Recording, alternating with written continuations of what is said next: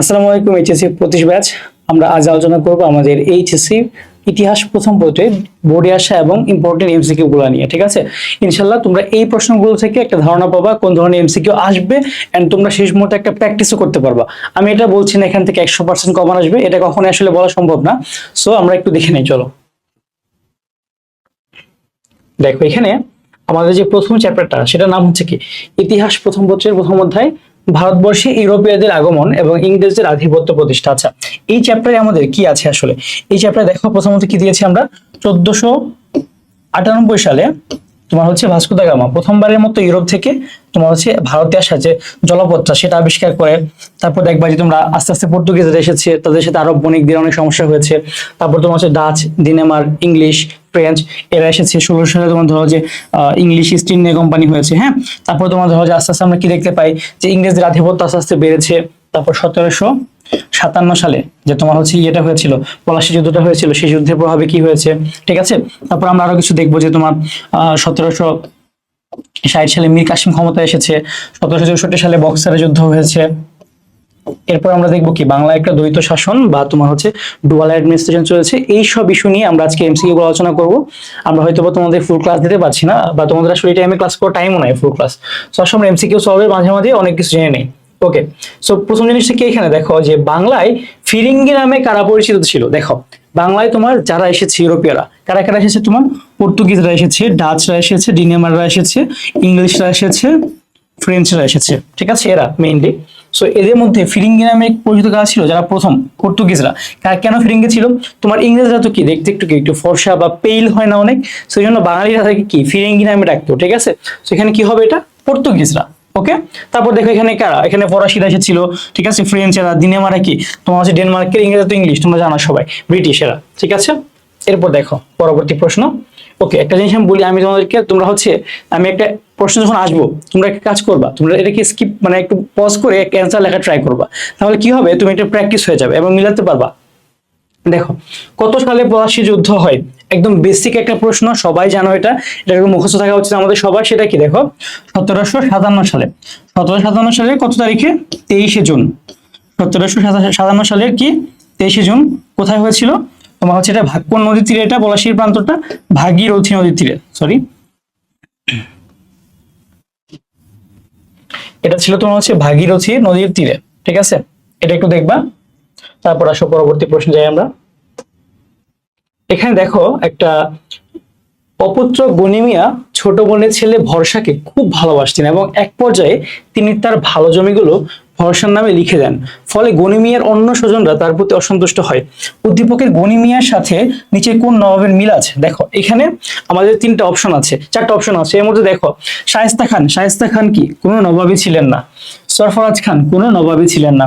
এর মধ্যে বাংলার নবাব আমরা দুজনকে দেখতে পাচ্ছি, মুর্শিদ কুলি খান বা তাকে আরেকটা নামে কারতালাব খান নামেও ডাকা হতো, আর এটিকে আলীবর্দী খান। সো মুর্শিদ কুলি খান ছিল কি বাংলার ফার্স্ট নবাব। ঠিক আছে, তিনিই ছিলেন কি ব্রিটিশদের একজন অ্যাডমিনিস্ট্রেটর। সে কি ব্রিটিশদেরকে সরি মুঘলদের একজন অ্যাডমিনিস্ট্রেটর ছিল, এবং একটা টাইমে কি তিনি মুঘলদেরকে ট্যাক্স দেওয়া বন্ধ করে দেয় এবং বাংলার যে স্বাধীনতা তিনি কিন্তু প্রথম ঘোষণা করেছিলেন, মুর্শিদ কুলি খান। তারপর কে ছিল, তারপর একজন ছিল, তার খুব বেশি ফেমাস না, তারপর আমরা কি দেখবো আলীবর্দী খান। তারপরেই আলীবর্দী খান কে ছিল, তিনি কিন্তু ছিল কি সিরাজউদ্দৌলার নানা। ঠিক আছে, সেই সিরাজউদ্দৌলার নানা তিনি কিন্তু ছিলেন তোমার, এখানে আমাদের এই অপশনটা মিলবে কেন, কারণ যখন আলীবর্দী খান তার বয়স হয়ে যায়, সে কিন্তু তার যে ছোট নাতি, হ্যাঁ মির্জা মোহাম্মদ মানে সিরাজউদ্দৌলা যাকে আমরা বলি, তাকে কিন্তু তার যে ইয়েটা, তার যে তোমার ধর নবাবী শাসনটা তাকে তার হাতে কিন্তু মানে হস্তান্তর করে দিচ্ছে। ঠিক আছে, তার মানে কি এটা অ্যান্সার হবে কি আলীবর্দী খান। কেন এখানে কি এরকম একটা সিচুয়েশন তৈরি হয়েছে, সো আমাদের অ্যান্সারটা কি আলীবর্দী খান। ঠিক আছে, তারপর দেখেন এখানে সেই উদ্দীপকের ভরসা বলতে যাকে বোঝানো হয়েছে ওটা যদি আলীবর্দী খান হয়, এখানে কি হবে, অবশ্যই সিরাজউদ্দৌলা। একটা প্রশ্ন আছে যে সিরাজউদ্দৌলা মানে আসল নাম কি, মির্জা মুহাম্মদ। আমরা সেটা কি এখানেই পড়ে যাই, সামনে হয়তো আমরা পাবো মির্জা মুহাম্মদ। সিরাজউদ্দৌলা আসল নাম কি, মির্জা মুহাম্মদ। দেখো তারপর আমরা আসবো সামনে যাই, এখানে কার নামানুসারে ফোর্ট উইলিয়াম দুর্গ নির্মাণ করা হয়েছিল। দেখো এই যে ফোর্ট উইলিয়াম দুর্গ কলকাতা, এটা কোথায় অবস্থিত, এটা হচ্ছে কলকাতায়। এই ফোর্ট উইলিয়াম দুর্গ কোথায়, কলকাতায় হুগলি নদীর তীরে। সো এটা হয়েছিল মেনলি কার নামে, থার্ড উইলিয়ামের নামে তৈরি করেছিল কারা, ব্রিটিশ ইস্ট ইন্ডিয়া কোম্পানি। কোম্পানির শাসনটাকে তারা বা কোম্পানি ব্যবসাটাকে প্রসারের জন্য নবাবের ক্ষমতাহীন দায়িত্ব দেখো নবাবের ক্ষমতাহীন দায়িত্ব আর কোম্পানির দায়িত্বহীন ক্ষমতা ইতিহাসে কি নামে পরিচিত? এই জিনিসটাই কি আমাদের দ্বৈত শাসন নামে পরিচিত। ঠিক আছে, দিওয়ানির হিসাবটা আলাদা। দিওয়ানি কি? দিওয়ানি হচ্ছে যখন মুঘল সম্রাটরা যাকে তোমার একটা অঞ্চলে ক্ষমতা দিবে, দিওয়ানি দিবে, সে কি তার বিনিময়ে ট্যাক্স পাঠাবে, সেটা দিওয়ানি। সূর্যাস্ত আইন আর হচ্ছে চিরস্থায়ী বন্দোবস্ত, এটাও আমরা জানি। সেটা কবে হয়েছিল? 1793 সালে। পার্মানেন্ট সেটেলমেন্ট অ্যাক্ট, সেটা কি ছিল? তোমার হচ্ছে কি জমিদারি প্রথার একটা উত্থান।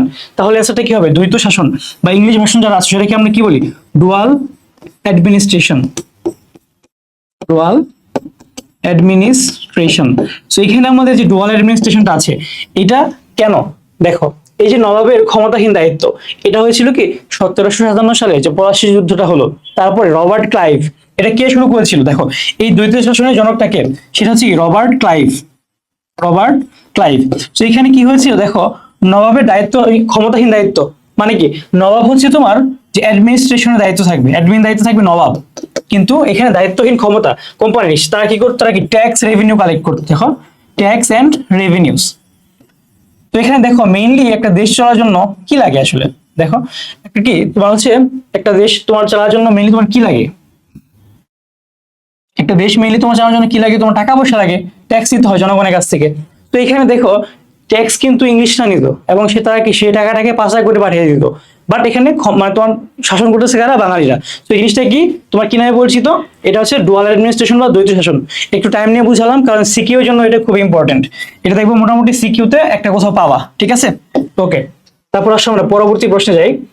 আলীবর্দী খান কেন্দ্রে রাজস্ব পাঠানো প্রায় বন্ধ করে দেন কেন? এই যে এটা বললাম যে তিনি কেন পাঠাতেন। তিনি ছিলেন কি আগে দিওয়ান ছিলেন মুঘলদের। কি ছিলেন? মুঘলদের দিওয়ান। সে মুঘলদের দিওয়ান থাকাকালীন কি তিনি হচ্ছে পাঠাতেন, কিন্তু বন্ধ করে দিলেন কেন? কারণ হচ্ছে তোমার মারাঠা উৎপাদের কারণে। এই মারাঠারা কারা? মারাঠা ছিল ভারতের একটা জাতি, তারা কি একটা নামে পরিচিত, সেটা কি বর্গী। তারা কি নামে পরিচিত? বর্গী। তারা খুবই ঝামেলা করতো, তারা এসে তোমার অ্যাটাক করে, তারা তোমাকে একটু ডাকাত টাইপ ছিল। ঠিক আছে, তারা আসতো, তারা হচ্ছে অ্যাটাক করে, তারা কিন্তু ঝামেলা করতো। ওকে, সো এই কারণে তিনি কিন্তু পাঠানো বন্ধ করে দিয়েছিলেন।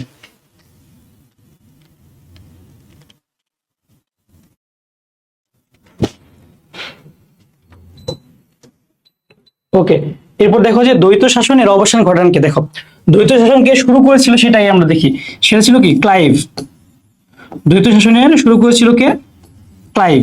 ঠিক আছে, ক্লাইভ শুরু করেছিল। আর এখানে তোমার অবস্থান ঘটেছিল যে তার নাম হচ্ছে কি ওয়ারেন হেস্টিংস।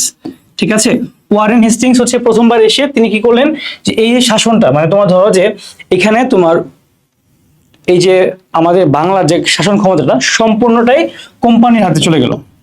সম্পূর্ণটাই কোম্পানির হাতে চলে গেল।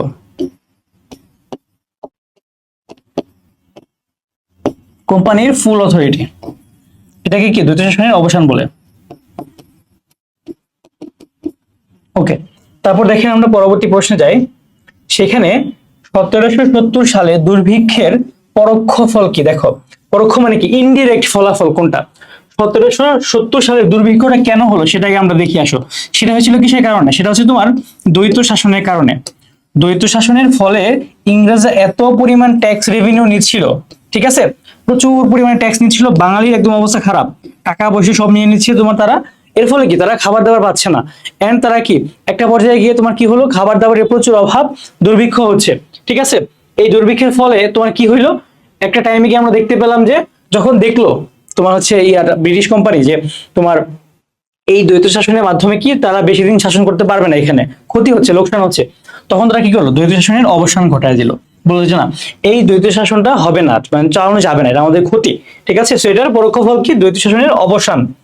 ওকে, তারপর দেখো ভাস্কো দা গামা খুব দ্রুত ভারতবর্ষ ত্যাগ করেন কেন? আচ্ছা, ভাস্কো দা গামা যখন এখানে আসলো কত সালে? 1498 সালে।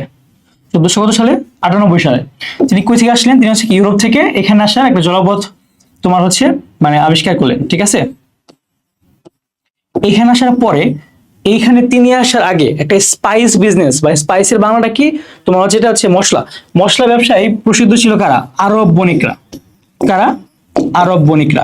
এই আরব বণিকরা একদম পৃথিবীর হোল ওয়ার্ল্ডের মশলা ব্যবসার যে একটা তার হাব বানিয়ে ফেলেছিল। সো এইখানে আরব বণিকদের সাথে তার হচ্ছে খুব ঝামেলা হয়, আসার পরে একটা ক্ল্যাশ হয় এই দুইটা পার্টির মধ্যে। ঠিক আছে, কারণ আরব বণিকরা চাচ্ছিল না যে ইউরোপিয়ান এখানে আসুক।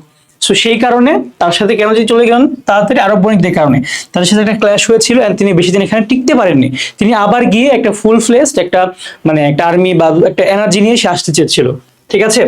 তারপর আসেন আমি একটু দেখি এখানে ইংরেজরা পর্তুগিজদের নিকট থেকে হরমুজ দখল করে কিভাবে। এই যে হরমুজ প্রণালীটা তোমরা জানো বর্তমানে যে ইউএস এর সাথে তোমার হচ্ছে ইরানের যে একটা ঝামেলা হচ্ছে, তাই না? হরমুজ প্রণালীটা আসলে মেনলি কোথায়? ইরানের পাশে, তাই তো, মিডল ইস্টে। সো এই হরমুজ প্রণালী কিন্তু ইরান মাঝে মাঝে বন্ধ করে দেওয়ার চেষ্টা করে। সেখানে অপশন দেখো যে তাহলে ইংরেজরা পর্তুগিজদের নিকট থেকে হরমুজ কিভাবে দখল করতে পারতো? একমাত্র কার সাহায্যে? ইরানের রাজার সাহায্যে। বাকি অপশনগুলো কিন্তু একদমই হয় না, মানে মিলবেই না। স্পেন পর্তুগাল হরমুজের আশেপাশেও না, অনেক দূরে। বাট এটা আসলে ইতিহাসের একটা ভুল চিন্তা ভাবনা বা ইতিহাসের একটা ভুল ধারণা যে ইরানের মানে সরকার তোমার হেল্প করেছিল, ইরানের রাজা হেল্প করেছিল, ঠিক আছে। আরেকটা জিনিস কি, তোমার ধরো একটা জিনিস তোমাকে আমি বলি, যেমন ইতিহাস আসলে কি কোনো সত্য কথা না, ঠিক আছে। ইতিহাস কি কোনো সত্য বয়ান না, ইতিহাস হচ্ছে একটা লিখিত দলিল। এটাই বারবার আমি বলি যে জিনিসটা, যে ইতিহাস কিন্তু কোনো তোমার সত্য কথন না, ইতিহাস একটা লিখিত দলিল, just okay, written document, nothing else. Okay, তারপর দেখো যে সিরাজউদ্দৌলার সময়ে কারা দস্তকের অব্যবহার করেছিল। আপনাকে আমাদের বুঝতে হবে যে দস্তক জিনিসটা কি। দস্তক হচ্ছে কি তোমার নবাবের নিকট থেকে প্রাপ্ত তোমার বিজনেস করার যে লাইসেন্স, স্পেশালি তুমি এটাকে লাইসেন্স বলতে পারো, ঠিক আছে। দস্তক হচ্ছে এক ধরনের লাইসেন্স, যে তুমি লাইসেন্স দেখে তুমি বিজনেস করতে পারবা। এই লাইসেন্সটার অপব্যবহার করেছিল কারা? অবশ্যই ইংরেজরা। তুর্কিরা তো অপশনে আসবে না, পর্তুগিজরা তখন ছিলই না, ফরাসিরা তো নবাবের ফ্রেন্ড ছিল, ঠিক আছে। সো এখানে অ্যান্সার কি হবে? ইংরেজরা। তারপর দেখেন এখানে দিনেমার কাদেরকে বলা হয়? দিনেমার কারা অ্যাকচুয়ালি? দেখো এখানে দিনেমার হচ্ছে মেইনলি মালয়েশিয়া, তো অবশ্যই দিনেমার হবে না। ফরাসিরা কি? ফ্রেঞ্চ। হল্যান্ডেরটা কি? ডাচ। এটা আসতে পারে যে হল্যান্ডের এরা কি নামে পরিচিত? ডাচ। আর এখানে ডেনমার্কের অধিবাসীদের কি বলা হয়? ডিনেমার। ওকে, তারপর আসেন পরবর্তী প্রশ্নে। 1751 খ্রিস্টাব্দে বাৎসরিক কত টাকা খাজনার বিনিময়ে ইংরেজরা বাংলায় অবাধ বাণিজ্য করার সুযোগ পায়? কাকে দিত খাজনাটা? এটা দিত থেকে মুঘলদেরকে, ঠিক আছে। দেওয়া লাগতো কাদেরকে? মুঘলদেরকে, মুঘল সম্রাটদেরকে, ঠিক আছে। কত টাকা দেওয়া লাগতো বাৎসরিক? 3000 টাকা, ঠিক আছে। তোমরা এখন বললো না যে ভাই তাই তো আমিও হচ্ছে এখন বর্তমানে আমার 3000 টাকা আছে, বাণিজ্য করার অনুমতি পাবো না কিনা। ওই টাইমে 3000 টাকা কিন্তু অনেক ছিল, ঠিক আছে। টাকার ভ্যালু আস্তে আস্তে কমেছে। এরপর দেখেন এখানে 1672 খ্রিস্টাব্দে কে ইংরেজদের বিনা সুদে বাংলায় বাণিজ্য করার অনুমতি দেয়? এটা একটু মনে রাখবে যে বিনা সুদে কে অনুমতি দিয়েছিল, সেটা ছিল শায়েস্তা খান। তিনি কে ছিলেন? তিনি ছিলেন হচ্ছে বাংলার সুবেদার, ঠিক আছে। মুঘল সম্রাটদের পাঠানো একজন সুবেদার ছিল। শায়েস্তা খানের কন্যাই কিন্তু পরিবেবী, তোমরা হচ্ছে তার মাজাটা কই পাবা? লালবাগ দুর্গে পাবা, ঠিক আছে। ওকে, তারপর দেখেন পরবর্তী প্রশ্নে। আচ্ছা, মাঝে একটা জিনিস আসলো, সব বলে ফেলি। তোমরা যারা ঢাকা ভার্সিটি বি ইউনিটে পরীক্ষা দিবা, তোমাদের জন্য কিন্তু আমাদের অন্বেষণ থেকে রিটেন কোর্স আসবে। যারা রিটেন একটু ভয় পাবা বা আস্তে আস্তে এগুলো জানতে পারবা, আমাদের এক্সাম ব্যাচ আসবে এবং একটা ফুল কোর্স আসবে। তোমরা আমাদের ক্লাস যদি পছন্দ হয়, আমাদের সাথে যদি তোমরা অ্যাডমিশন জার্নিটা কাটাতে চাও, তাহলে অবশ্যই আমাদেরকে জানাবা। এখন থেকে জানাও, কারণ আমরা একটা নির্দিষ্ট স্লট ফিল আপ হওয়ার পরে তোমার কিন্তু কোর্স ফিটা বেড়ে যাবে, ঠিক আছে। তারপর দেখেন এখানে পলাশীর প্রান্তর কোন নদীর তীরে অবস্থিত? দেখো পলাশীর প্রান্তরটা কিন্তু বলে আসলাম, সেটা কি? ভাগীরথী, ঠিক আছে। ভাগীরথী নদীর তীরে। এগুলো একদম মুখস্থ রাখতে হবে তোমার, এগুলো জ্ঞানমূলক প্রশ্ন, এগুলো আসে। মীর কাসিম কত খ্রিস্টাব্দে বাংলার মসনদে বসেন? মীর কাসিম হচ্ছে কে? মীর কাসিম ছিল কি তোমার মীর জাফরের জামাতা, মানে মেয়ের জামাই। মীর কাসিম কিন্তু মীর জাফর, দেখো সিরাজউদ্দৌলা পরে নবাব কে হয়েছিল? মীর জাফর। মীর জাফরও কিন্তু শেষ মুহূর্তে একটা ট্রাই করেছিল যে ইংরেজদের বিরুদ্ধে কিছু একটা কি করা যায়। তারপর মীর কাসিম আসলো, সে ছিল একটা মাচোম্যান, সে কিন্তু অনেক ট্রাই করেছে, ঠিক আছে, কিন্তু সেও পারলো না। সে ক্ষমতা আসলো কবে? 1760 সালে। এবং 1764 সালে তিনি কিন্তু একটা ফাইনাল স্ট্রাইক করেছিল ইংরেজদের বিরুদ্ধে। সেটা কি? বক্সারের যুদ্ধ। এটাও কিন্তু মাঝে মাঝে আসে যে বক্সারের যুদ্ধ হয়েছিল কবে? বক্সারের যুদ্ধ হয়েছিল কি 1764 সালে, ঠিক আছে। এটা একটু দেখে নেবা। তারপর দেখেন এখানে কাকে ভারতবর্ষে পর্তুগিজ আধিপত্যের প্রতিষ্ঠাতা বলা হয়? দেখেন এটা হচ্ছে কি ফ্রান্সিসকো ডি আলমিরা, তিনি কিন্তু প্রথমে গেছিল, এটা আমাদের। তারপরে পেড্রো আলভারেজ কাব্রাল এরাও এসেছিল। ভাস্কো দা গামা হচ্ছে কি জলপথ আবিষ্কার করে, জলপথ আবিষ্কার কত সালে? 1498 সালে।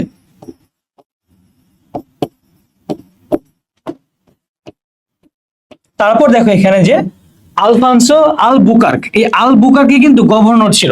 আল বুকার্কি এখানে আমাদের পর্তুগিজ গভর্নর ছিল, এটা একটু মনে রাখো। এই আল বুকার্কি কিন্তু তোমার হচ্ছে যে এই পর্তুগিজ পুরুষদের সাথে ইন্ডিয়ান নারীদের বিয়ের একটা প্রচলন তৈরি করেছিল, কারণ পর্তুগিজ এখানে অনেকদিন ছিল এসে, সেই সিস্টেম তৈরি করেছিল। এবং তিনি কিন্তু পর্তুগিজ আধিপত্য যে এই অঞ্চলে, সেটা কিন্তু এই আল বুকার্কি তৈরি করেছিল। ওকে, তারপর আসেন আমরা সামনে যাই। এখানে নবাব সিরাজউদ্দৌলার খালার নাম কি? এটা আসলে সবাই জানো, এটা জানা উচিত। সেটা কি? ঘসেটি বেগম। এটা আসলে কোনো ভুল করার কোনো উপায় নেই। আমেনা বেগম ছিল তার মায়ের নাম। তারপর দেখো এখানে বক্সারের যুদ্ধ কত সালে হয়? একটু আগে বলে আসলাম। তোমার মীর কাসিম ক্ষমতা আসলো কবে? 1760 সালে। এন্ড বক্সারের যুদ্ধ কবে হলো? 1764 সালে। একটা ফাইনাল স্ট্রাইক ছিল ইংরেজের বিরুদ্ধে, কিন্তু সে পারেনি। ঠিক আছে। তারপর দেখেন এখানে যে 76-এর মন্বন্তর কত খ্রিস্টাব্দে হয়? 76-এর মন্বন্তর কি একটু আগে আমরা দেখে আসলাম না?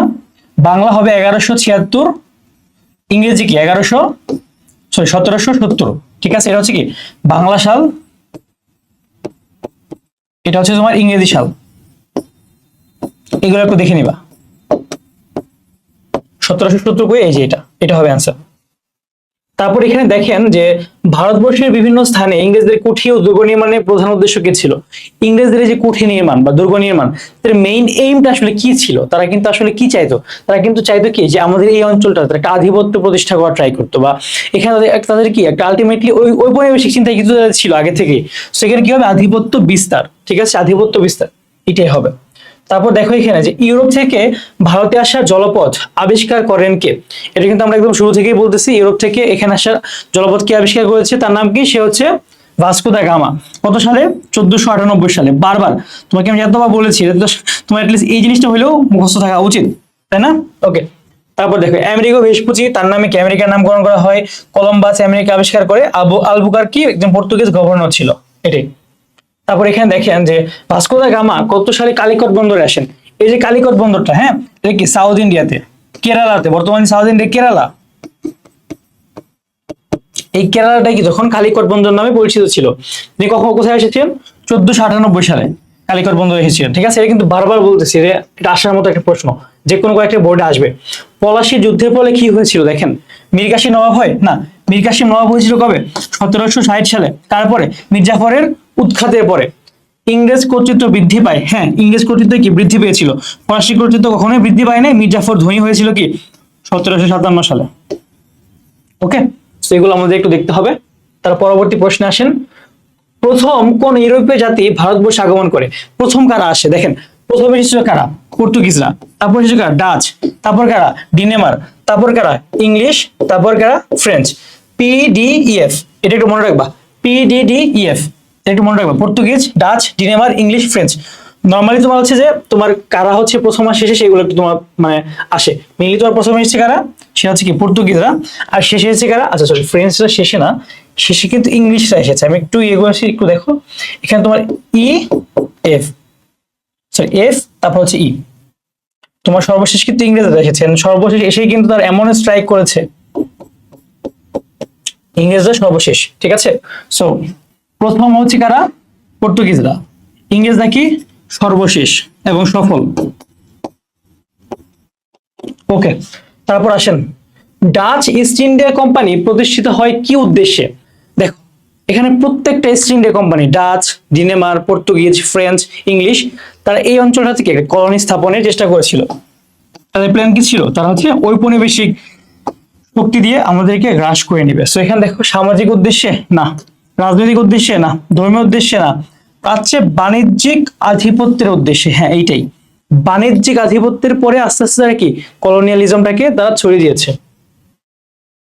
মীর কাসিম কোথায় রাজধানী স্থানান্তর করেন? মীর কাসিম হচ্ছে তোমার কলকাতা না, মুর্শিদাবাদ না, বিহার না, মুঙ্গেরে। মীর কাসিম হচ্ছে তোমার মুঙ্গের। এই জায়গাটা কোথায়? বিহারে। বর্তমান যে ভারতের বিহার আছে, তিনি কিন্তু মুঙ্গেরে রাজধানী স্থাপন করেই 1764 সালে বক্সারের যুদ্ধের যে একটা প্রস্তুতি, সেটা কিন্তু তিনি নিয়েছিলেন। ঠিক আছে, বক্সারের যুদ্ধ। তারপর আসেন আমরা সামনে যাই। দ্বৈত শাসনের প্রবর্তক কে? এটা অলরেডি বলেছি অনেকবার, লর্ড ক্লাইভ। দ্বৈত শাসন কি ছিল? যে অ্যাডমিনিস্ট্রেশনের দায়িত্ব থাকবে কার হাতে? বাংলার যে পাপেট নবাব তার হাতে। আর ট্যাক্স রেভিনিউ কালেকশনের দায়িত্বটা কার হাতে থাকবে? ইংরেজ যে কোম্পানি ছিল তাদের হাতে। এটাকে ইংলিশে বলে কি? Dual administration. সিরাজউদ্দৌলার প্রকৃত নাম কি? আগে বলে এসেছি, মির্জা মোহাম্মদ। ঠিক আছে, এটা একটু পড়ে নিবা, ইম্পর্টেন্ট, মাঝে মাঝে আসে। ওকে, আমাদের কিন্তু মোটামুটি শেষ ধরো যে এই চ্যাপ্টারটা শেষ হয়ে গেছে, সো তোমরা যারা হচ্ছে ঢাকা ভার্সিটি ক্ষয় ইউনিটে পরীক্ষা দিবা, আমাদের ক্লাস যদি ভালো লাগে, মনে হয় যে আমাদের ক্লাস করে তুমি কমফোর্টেবল ফিল করছো, তুমি অবশ্যই আমাদেরকে জানাবা। আমাদের কোর্সটা কিন্তু শুরু হয়ে যাবে এইচএসসি একদম পরের দিন থেকে ইনশাল্লাহ। তোমাদেরকে আমরা চাই যে ঢাকা ভার্সিটিতে নিয়ে আসতে। আলটিমেটলি সবাইকেই ইনশাল্লাহ দেখা হবে ঢাকা ভার্সিটিতে, অবশ্যই যোগাযোগ করবা। আল্লাহ হাফেজ, আসসালামু আলাইকুম। এইচএসসি 25 ব্যাচ তোমাদের ইতিহাস প্রথম পত্রের দ্বিতীয় অধ্যায়ের এমসিকিউ সমাধান ক্লাসে স্বাগত জানাচ্ছি।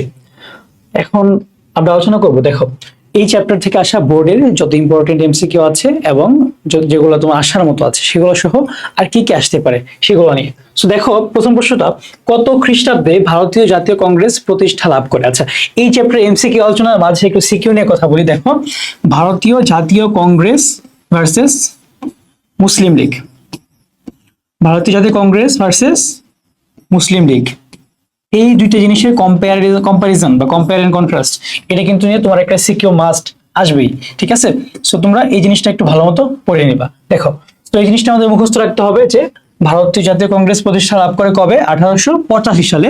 আর মুসলিম লীগ প্রতিষ্ঠা লাভ করে কবে? 1906 সালে। ঠিক আছে, সো দেখো তার পরবর্তী প্রশ্নে যদি আমরা যাই, এখানে প্রথম গোল টেবিল বৈঠকে অংশগ্রহণ করেন কারা? দেখো, গোল টেবিল বৈঠক যে হয়েছিল, টোটাল কয়টা হয়েছিল? টোটাল হচ্ছে 3টা, এটা একটু মাথায় রাখবা। টোটাল 3টা গোল টেবিল বৈঠক হয়েছিল। এর মধ্যে কে ছিল? জিন্না, তেজ বাহাদুর সুপ্রু, এই দুজন ছিল। এ কে ফজলুল হক, ডক্টর বি আর আম্বেদকর এরাও ছিল। মৌলানা মোহাম্মদ আলী, মাওলানা শওকত আলী এরা ছিল না।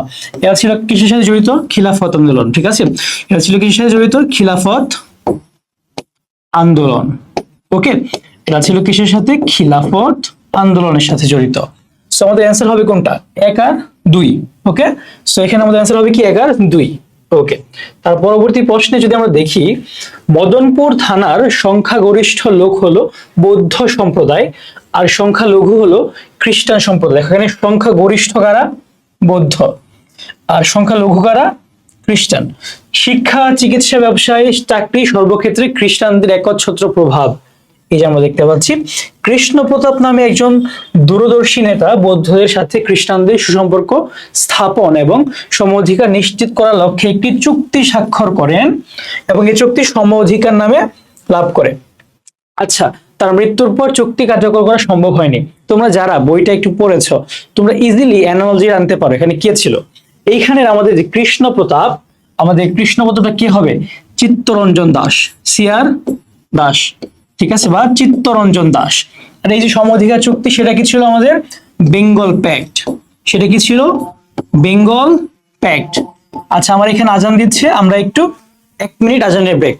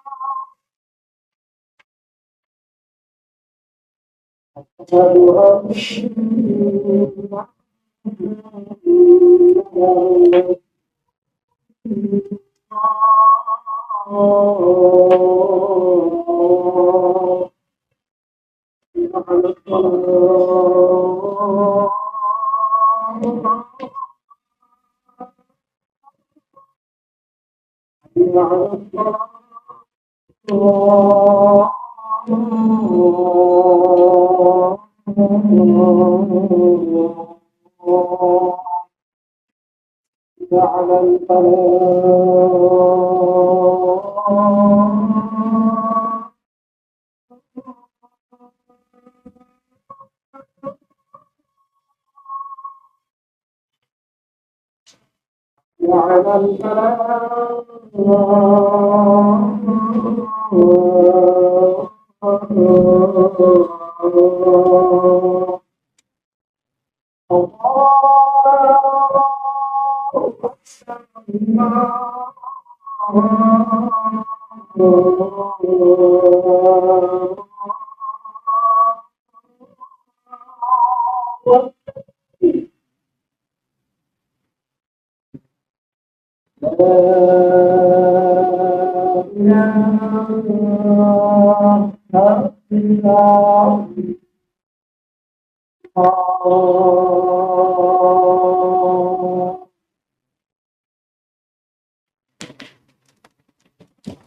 ওকে, সো এখানে দেখো আমাদের, আমরা যেটা দেখলাম যে কৃষ্ণ প্রতাপ লোকটা হচ্ছে কি চিত্তরঞ্জন দাস, আর এখানে সম অধিকার প্রতিষ্ঠা সেটা কি বেঙ্গল প্যাক্ট। তাহলে ইতিহাসটা একটু বলি, তোমার ওই টাইমে চিত্তরঞ্জন দাস তিনি ছিলেন কি হিন্দু সম্প্রদায়ের, এখানকার আমাদের যে খ্রিস্টান সম্প্রদায় সেটা কি হিন্দু সম্প্রদায় মিন করেছে, আর বৌদ্ধ ছিল কি মুসলমান সম্প্রদায়কে মিন করেছে। আর মুসলমান সম্প্রদায়ের তখন বাংলার তৎকালীন মুসলমান সম্প্রদায়ের মানুষজন কি একটু পিছিয়ে ছিল সব দিক থেকেই। তোমার হিন্দু সমাজ যারা ভদ্রলোক সমাজ নামে পরিচিত ছিল, সে তারা কিন্তু তাদেরকে নানান দিক থেকে তোমার কি নিচু করে রেখেছিল। কিন্তু চিত্তরঞ্জন দাস কি চেয়েছে, সবাই কি সম অধিকার পাক।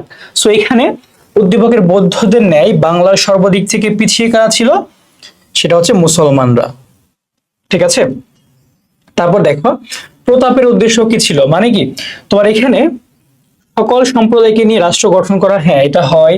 পিছিয়ে পড়া জাতিকে নিয়ে অধিকার দেওয়া, এটা হয়। একটু অসাম্প্রদায়িক, এটা না, জাস্ট এই দুইটাই হবে। ঠিক আছে, আমাদের উত্তরটা হবে কি এই দুইটাই হয়। আচ্ছা, একটি অসাম্প্রদায়িক রাষ্ট্র গঠন, হ্যাঁ এটাও হয় আসলে, সত্যি বলতে কি সাম্প্রদায়িক তো না, অসাম্প্রদায়িক, সরি আমি সাম্প্রদায়িক মনে করেছিলাম। সো আমাদের অ্যান্সার কি সবগুলাই হবে, কিন্তু এটা না, আমাদের অ্যান্সার হবে কি এইটা। ওকে, এরপর আসেন আমরা একটু সামনে যাই। এখানে সর্বভারতীয় জাতীয় কংগ্রেস প্রতিষ্ঠিত হয় কবে, সেটা হচ্ছে কি 1885 সালে। কবে, 1885 সালে। ওকে, আর মুসলিম লীগ কবে, 1906 সালে। এটা একটু দেখতে হবে আমাদের, মুসলিম লীগ কবে, 1906 সালে। মুসলিম লীগ কবে, 1906 সালে, এটা খুবই ইম্পর্ট্যান্ট। তারপর এখানে দেখেন যে বঙ্গভঙ্গের ঘোষণা প্রদান করা হয় কবে, 1905 সালে। এটা আমরা সবাই জানি। বঙ্গভঙ্গ ঘোষণা কে দিয়েছিল, লর্ড কার্জন। লর্ড কার্জন বঙ্গভঙ্গের ঘোষণা কে দিয়েছিল, লর্ড কার্জন। কত সালে, 1905 সালে। আর বঙ্গভঙ্গ রদ করে কে, রদ করেন কে, লর্ড হার্ডিঞ্জ। কত সালে, 1911 সালে। এই জিনিসগুলো আমাদের কি একটু পড়তে হবে, এগুলো মিলিয়ে মিলিয়ে পড়তে হবে, তাহলে আমরা কি কমন পাবো ইনশাল্লাহ। তারপর দেখেন এখানে নিচের কোন ব্যক্তিত্বের সাথে বঙ্গভঙ্গের সম্পর্ক রয়েছে, নিচের কোন ব্যক্তিত্বের সাথে বঙ্গভঙ্গের সম্পর্ক আছে সেটা কি দেখো, হাজী শরীয়তুল্লাহ না, তিনি কি ফরাজি আন্দোলন, নওয়াব আব্দুল লতিফ না, তিতুমির না, নবাব স্যার সলিমুল্লাহ। এই যে নবাব স্যার সলিমুল্লাহ, তিনি কিন্তু শুধু বঙ্গভঙ্গের সাথেই না, মুসলিম লীগ প্রতিষ্ঠা, তিনি ছিলেন তৎকালীন যে মুসলিম পাকিস্তানের, দুই পাকিস্তান মিলিয়ে বা ভারতীয় উপমহাদেশের মুসলিমদের মাথা ছিলেন একজন নবাব স্যার সলিমুল্লাহ। ঠিক আছে, তিনি কিন্তু চাইতেন যে বঙ্গভঙ্গটা হোক। কত সালে, 1905 সালে। কেন, কারণ কি, কারণ তৎকালীন হিন্দু সমাজকে, মুসলমান সমাজকে একটু দাবিয়ে রেখেছিল এই অঞ্চলটাতে, তারা নিজেরা ডানা মেলে উঠতে পারছিল না। ঠিক আছে, সেই কারণেই। তারপর দেখেন যে বঙ্গভঙ্গের সময় ভারতের গভর্নর জেনারেল কে ছিল, একটু আগে বলে আসলাম, সেটা কি লর্ড কার্জন। কত সালে, 1905 সালে। এই যে কার্জন হল দেখো, তার টাইমে কিন্তু মানে প্রতিষ্ঠিত। ঠিক আছে, মানে তাকে নিয়েই দেখো। এরপর 1905 সালে নবগঠিত পূর্ববঙ্গ ও আসাম প্রদেশের গভর্নরের নাম কি ছিল, একটু বলি। 1905 সালে যে বঙ্গভঙ্গটা হলো, এটাকে ধরো বাংলাদেশ। ঠিক আছে, এটা কি আমাদের বাংলাদেশ। এই যে সাইডটা, এটা কি ধরে নাও যে এটা হচ্ছে কি পশ্চিমবঙ্গ, আর এই যে সাইডটা, এটা কি আমাদের সেভেন সিস্টার্স, ভারতের বর্তমান। সো এইটাকে তৎকালীন সেভেন সিস্টার্স সম্পূর্ণটা কি নামে পরিচিত ছিল, আসাম। এটা কি পূর্ব বাংলা, এটা কি পশ্চিমবঙ্গ। ঠিক আছে, সো তৎকালীন তোমার এই পূর্ববঙ্গ এবং আসাম এই দুইটা মিলে একটা হয়েছিল স্টেট, আর এটা কি পশ্চিমবঙ্গ। ঠিক আছে, দুই ভাগ। এটা কি তোমার এখানে এই যে সাইডটা পূর্ববঙ্গ এবং আসাম, এইটার যে গভর্নর ছিল তার নাম কি, স্যার ব্যামফিল্ড ফুলার। ঠিক আছে, স্যার ব্যামফিল্ড ফুলার। আর এই যে অ্যান্ড্রু ফ্রেজার, সে ছিল কোথাকার, পশ্চিমবঙ্গে। ওকে, এটা একটু দেখে নিবা। তারপর দেখো এখানে যে পশ্চিমবঙ্গ প্রদেশের গভর্নর কে ছিল, তাহলে এই যে বলে আসলাম একটু আগে, অ্যান্ড্রু ফ্রেজার। ওকে, তারপর দেখেন একটু সামনে যাই, নিখিল ভারত মুসলিম লীগের জন্ম হয় কবে।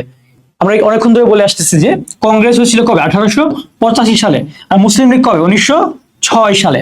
ওকে, এরপর বঙ্গভঙ্গ রদ করা হয় কবে, রদ মানে কি, বঙ্গভঙ্গটাকে বাতিল করা হয়। ঠিক আছে, হয়েছিল কবে, 1905 সালে।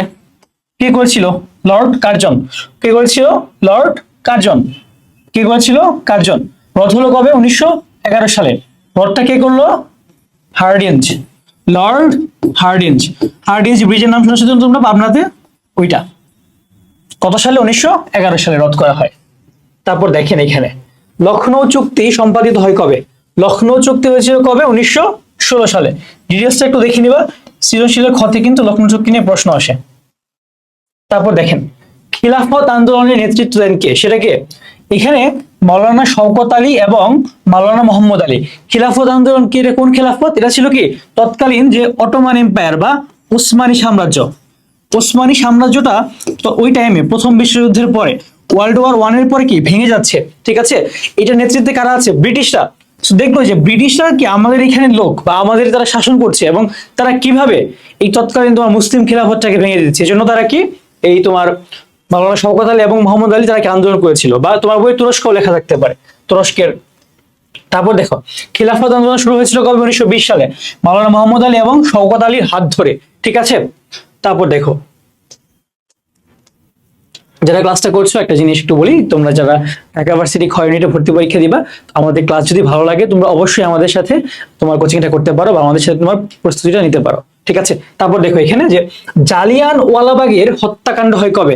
এটা হচ্ছে 1919 সালে। একটা নিন্দিত হত্যাকাণ্ড চালায় তোমার ইংরেজরা।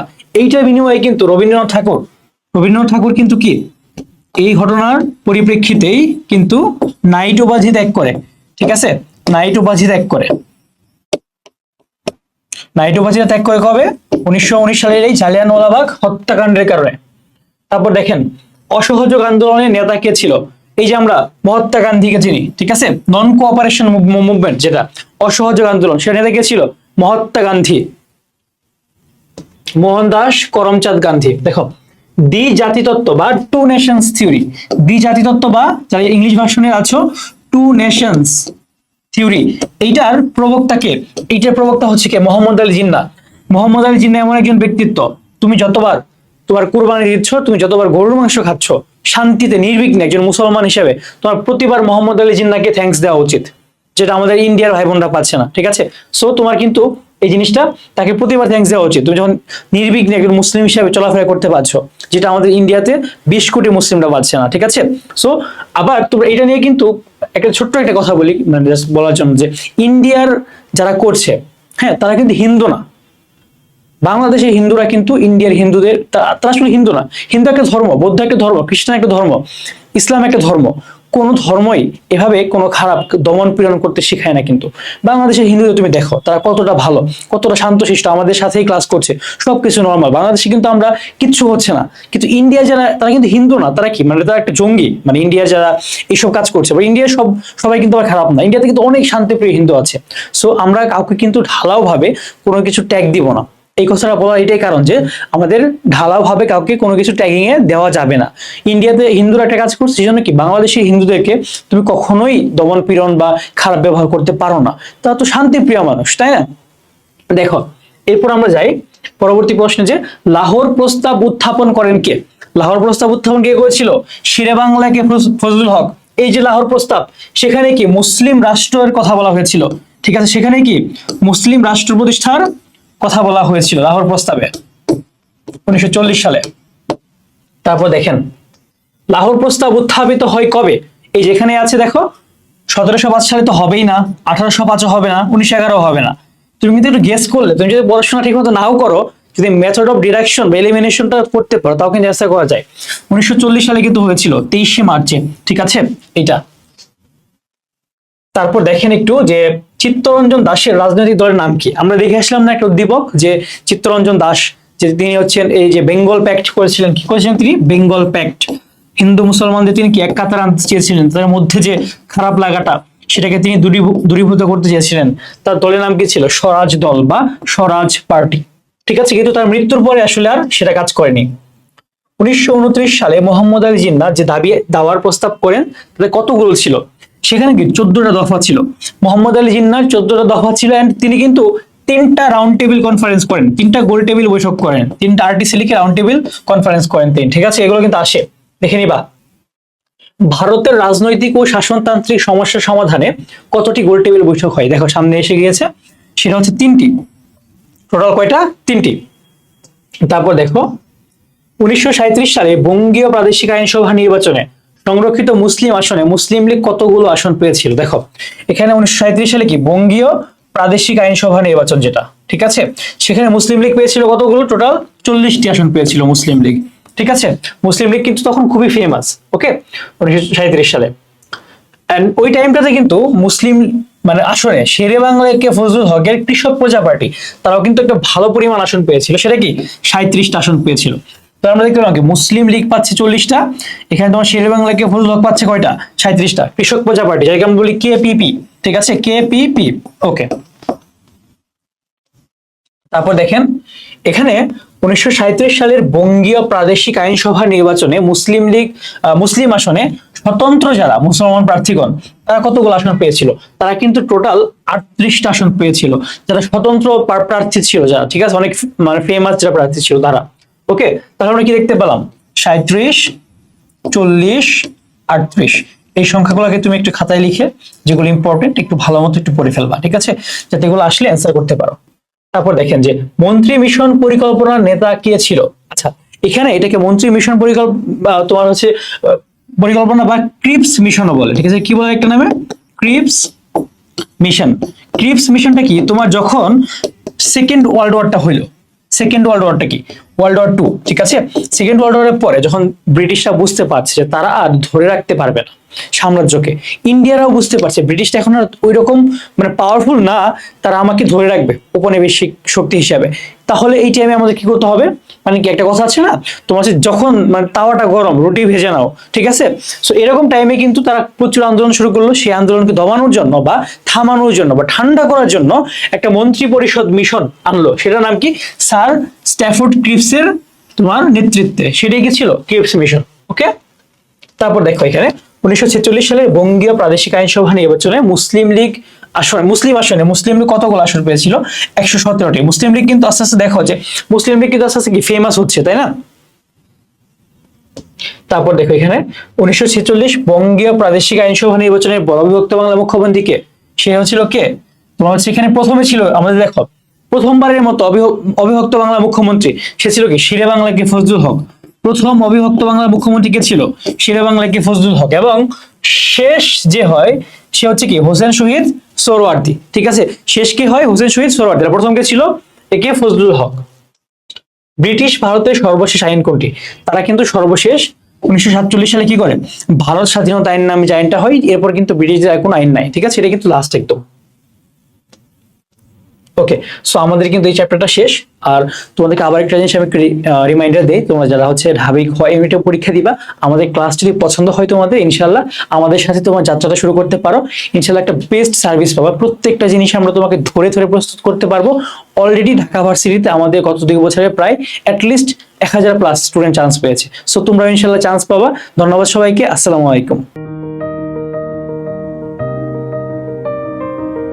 আসসালামু আলাইকুম। HSC 25 batch. এখন তোমাদের সাথে আলোচনা করব ইতিহাস প্রথম পত্রের 3য় অধ্যায়ের পাকিস্তানি আমলে বাংলা ভাষা আন্দোলনের গতি প্রকৃতি, এই চ্যাপ্টার থেকে আসা বেশ কিছু ইম্পর্টেন্ট এমসিকিউ নিয়ে এবং এই বছর কি কি আসতে পারে সেগুলো নিয়ে। তাহলে চলো আমরা শুরু করে ফেলি আজকের আলোচনাটা। তো দেখো আমাদের যে প্রথম প্রশ্নটা সেটা হচ্ছে রাষ্ট্রভাষা সংগ্রাম পরিষদ কখন গঠিত হয়? সেটা হচ্ছে অপশনটা একটু দেখো, 1947, 48, 52, 50। 52 তো হবে না কারণ আগেই হয়েছিল। সো এটা হয়েছিল কবে? 1947 সালে। এটা একটু মুখস্থ করে ফেলতে হবে তোমার, একটু মুখস্থ ইম্পর্টেন্ট জিনিস। কখন হয়েছিল রাষ্ট্রভাষা সংগ্রাম পরিষদ? যখন থেকে বুঝতে পেরেছিল যে পাকিস্তানের পশ্চিম পাকিস্তানিরা তারা চাচ্ছিল যে উর্দুকে রাষ্ট্রভাষা বানাবে একমাত্র, ঠিক আছে। ঠিক সেই টাইম থেকে কিন্তু তাদের মধ্যে এই জিনিসটা করার একটা বাসনা ছিল। ভাষা আন্দোলন পরবর্তীকালে জন্ম দেয় কি কি? ভাষা আন্দোলন তোমরা সবাই জানো যে ভাষা আন্দোলন কি করে? বাঙালি জাতীয়তাবাদটাকে, দেখো ভাষা আন্দোলন কি করে? বাঙালি জাতীয়তাবাদের অন্বেষণ করে তারা, ঠিক আছে, বাঙালি জাতীয়তাবাদের অন্বেষণ, ঠিক আছে।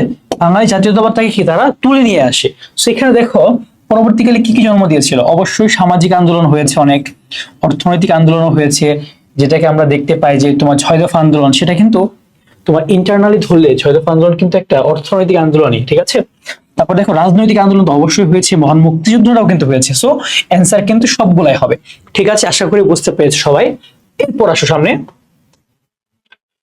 ভাষা শহীদ রফিক কবে মারা যায়? দেখো ভাষা শহীদ রফিক মারা গিয়েছিল কবে? 21শে ফেব্রুয়ারি। ঠিক আছে, 22শে ফেব্রুয়ারি যারা মারা গিয়েছিল, যেগুলো আসে তোমার রফিক আর আওয়াল।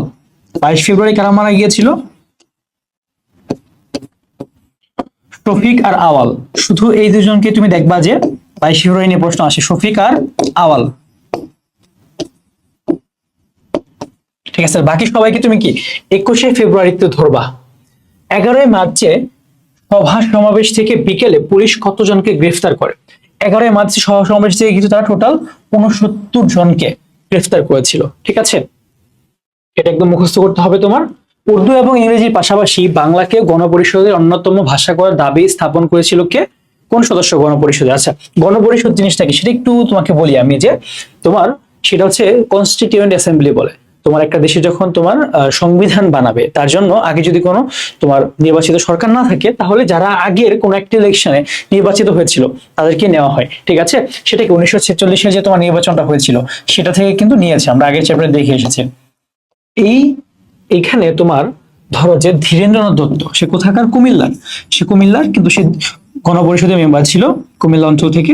এন্ড সে কিন্তু বলেছিল যে এই যে তোমার বাংলাকেও রাখতে হবে উর্দু এবং ইংলিশের পাশাপাশি। ঠিক আছে, তারপর দেখো এখানে যে উর্দু এবং শুধু উর্দুই হবে পাকিস্তানের রাষ্ট্রভাষা, উক্তিটা কার? এটা হচ্ছে মোহাম্মদ আলী জিন্নাহ।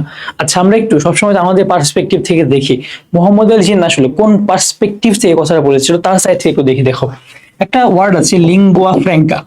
লিঙ্গুয়া ফ্র্যাঙ্কা, এটা মানে হচ্ছে কি তোমার কমন ল্যাঙ্গুয়েজ।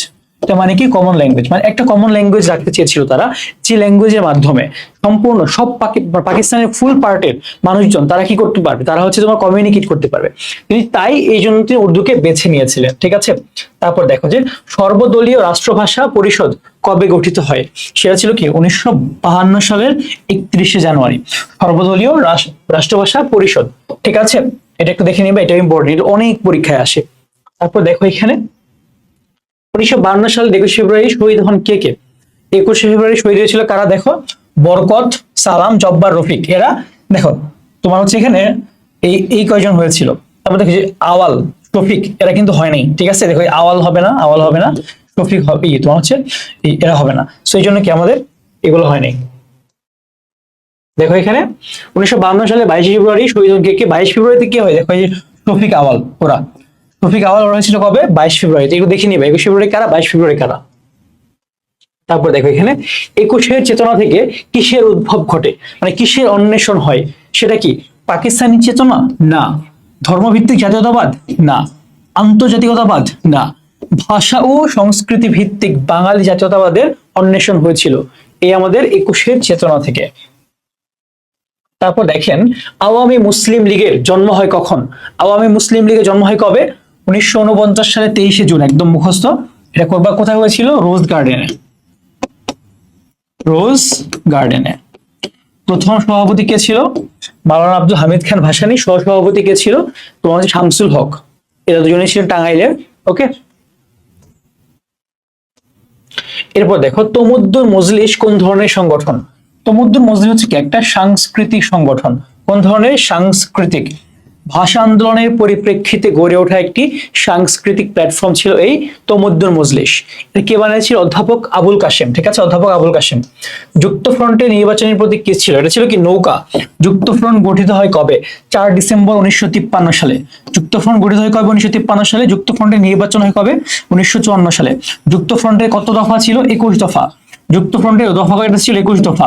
21 দফার প্রথম দফা কি ছিল? বাংলাকে অন্যতম রাষ্ট্রভাষা করা। ঠিক আছে, সিয়েরা লিওনে বাংলাকে দ্বিতীয় রাষ্ট্রভাষা হিসেবে গণ্য করা হয়। বাঙালি জাতির এজন্য প্রাপ্তি অত্যন্ত মর্যাদার। বিশ্বের বিভিন্ন রাষ্ট্র বাংলাকে সম্মান প্রদর্শনের জন্য 21 ফেব্রুয়ারিকে আন্তর্জাতিক মাতৃভাষা দিবস হিসেবে উদযাপন করে। জাতিসংঘের কোন সংস্থা বাংলাকে উদ্দীপকের উল্লেখিত মর্যাদায় অধিষ্ঠিত করেছে? এটা হচ্ছে কি ইউনেস্কো। ঠিক আছে, এটা কি কোন সংস্থা? ইউনেস্কো। ইউএনডিপি কি নিয়ে কাজ করে? United Nations Development Programme. Development নিয়ে কাজ করে। তারপর ইউনিসেফ কি নিয়ে কাজ করে? বাচ্চা কাচ্চাদের নিয়ে কাজ করে। আইএমও কি? মনিটারি ফান্ড, মানি ম্যানেজমেন্ট, এইসব নিয়ে কাজ করে। আর তোমার এখানে আইএমও মাইগ্রেশন নিয়ে কাজ করে, সরি। তোমার এখানে দেখো ইউনেস্কো, ইউনেস্কো কি? United Nations Educational Scientific and Cultural Organisation. এরা কি নিয়ে কাজ করে? এইরকম কালচার, তারপর তোমার হচ্ছে এডুকেশন, তারপর হচ্ছে তোমার সায়েন্স, ঠিক আছে। এরপর দেখো সেই উদ্দীপকেই এই সংস্থার আবেদনের ফলে কি হয়েছে? বাঙালি ভাষার অধিকার ফিরে পেয়েছে না। বাঙালি ভাষার অধিকার এটার কারণে ফিরে পায়নি, তারা 1952 সালে রক্ত দিয়েছে। রক্ত দেওয়ার পরে 1956 সালেই কিন্তু পাকিস্তানের প্রথম যে সংবিধান হয়েছিল সেখানে বাংলাকে কি রাষ্ট্রভাষা হিসেবে স্বীকৃতি দেওয়া হয়েছে। বাঙালি আন্তর্জাতিক সম্মান লাভ করেছে, এটা হয়। ভাষা শহীদদের মর্যাদা বৃদ্ধি পেয়েছে, এটাও হয়। তাহলে আমাদের 2 আর 3 এটা হবে অ্যান্সার। তারপর দেখেন, আচ্ছা সঙ্গত কারণে একটা কথা বলি, যে তোমরা যারা ঢাকা ভার্সিটি খ ইউনিটে ভর্তি পরীক্ষা দিবা, আমাদের ক্লাস যদি ভালো লাগে তোমরা আমাদের সাথে তোমার অ্যাডমিশন জার্নিটাকে নিয়ে যেতে পারো, ঠিক আছে। ডিটেইলস জানতে চাই ইনবক্স করো। দ্বি-জাতিতত্ত্বের প্রবক্তাকে? দ্বি-জাতিতত্ত্বের প্রবক্তা ছিল কে? সেটা হচ্ছে Mohammad Ali Jinnah, two nations theory. তিনি কি বলেছিলেন? হিন্দু মুসলমান সম্পূর্ণ আলাদা দুইটা জাতি, ঠিক আছে, তাদেরকে নিয়ে আলাদা রাষ্ট্র তৈরি করতে হবে। ওকে। তারপর দেখেন এখানে পাকিস্তান গণপরিষদের প্রথম অধিবেশনে বাংলাকেও গণপরিষদের ভাষা হিসেবে গ্রহণ করার প্রস্তাব করেন কে? এটা একটু আগে বলে আসলো আমরা, ধীরেন্দ্রনাথ দত্ত। তিনি কি? তিনি কনস্টিটিউয়েন্ট অ্যাসেম্বলির মেম্বার ছিল, তিনি কুমিল্লার একজন ছিলেন, এমএলএ। তারপর দেখেন এখানে বাংলায় পাকিস্তানের রাষ্ট্রভাষা হওয়ার যৌক্তিক ছিল কিসের ভিত্তিতে?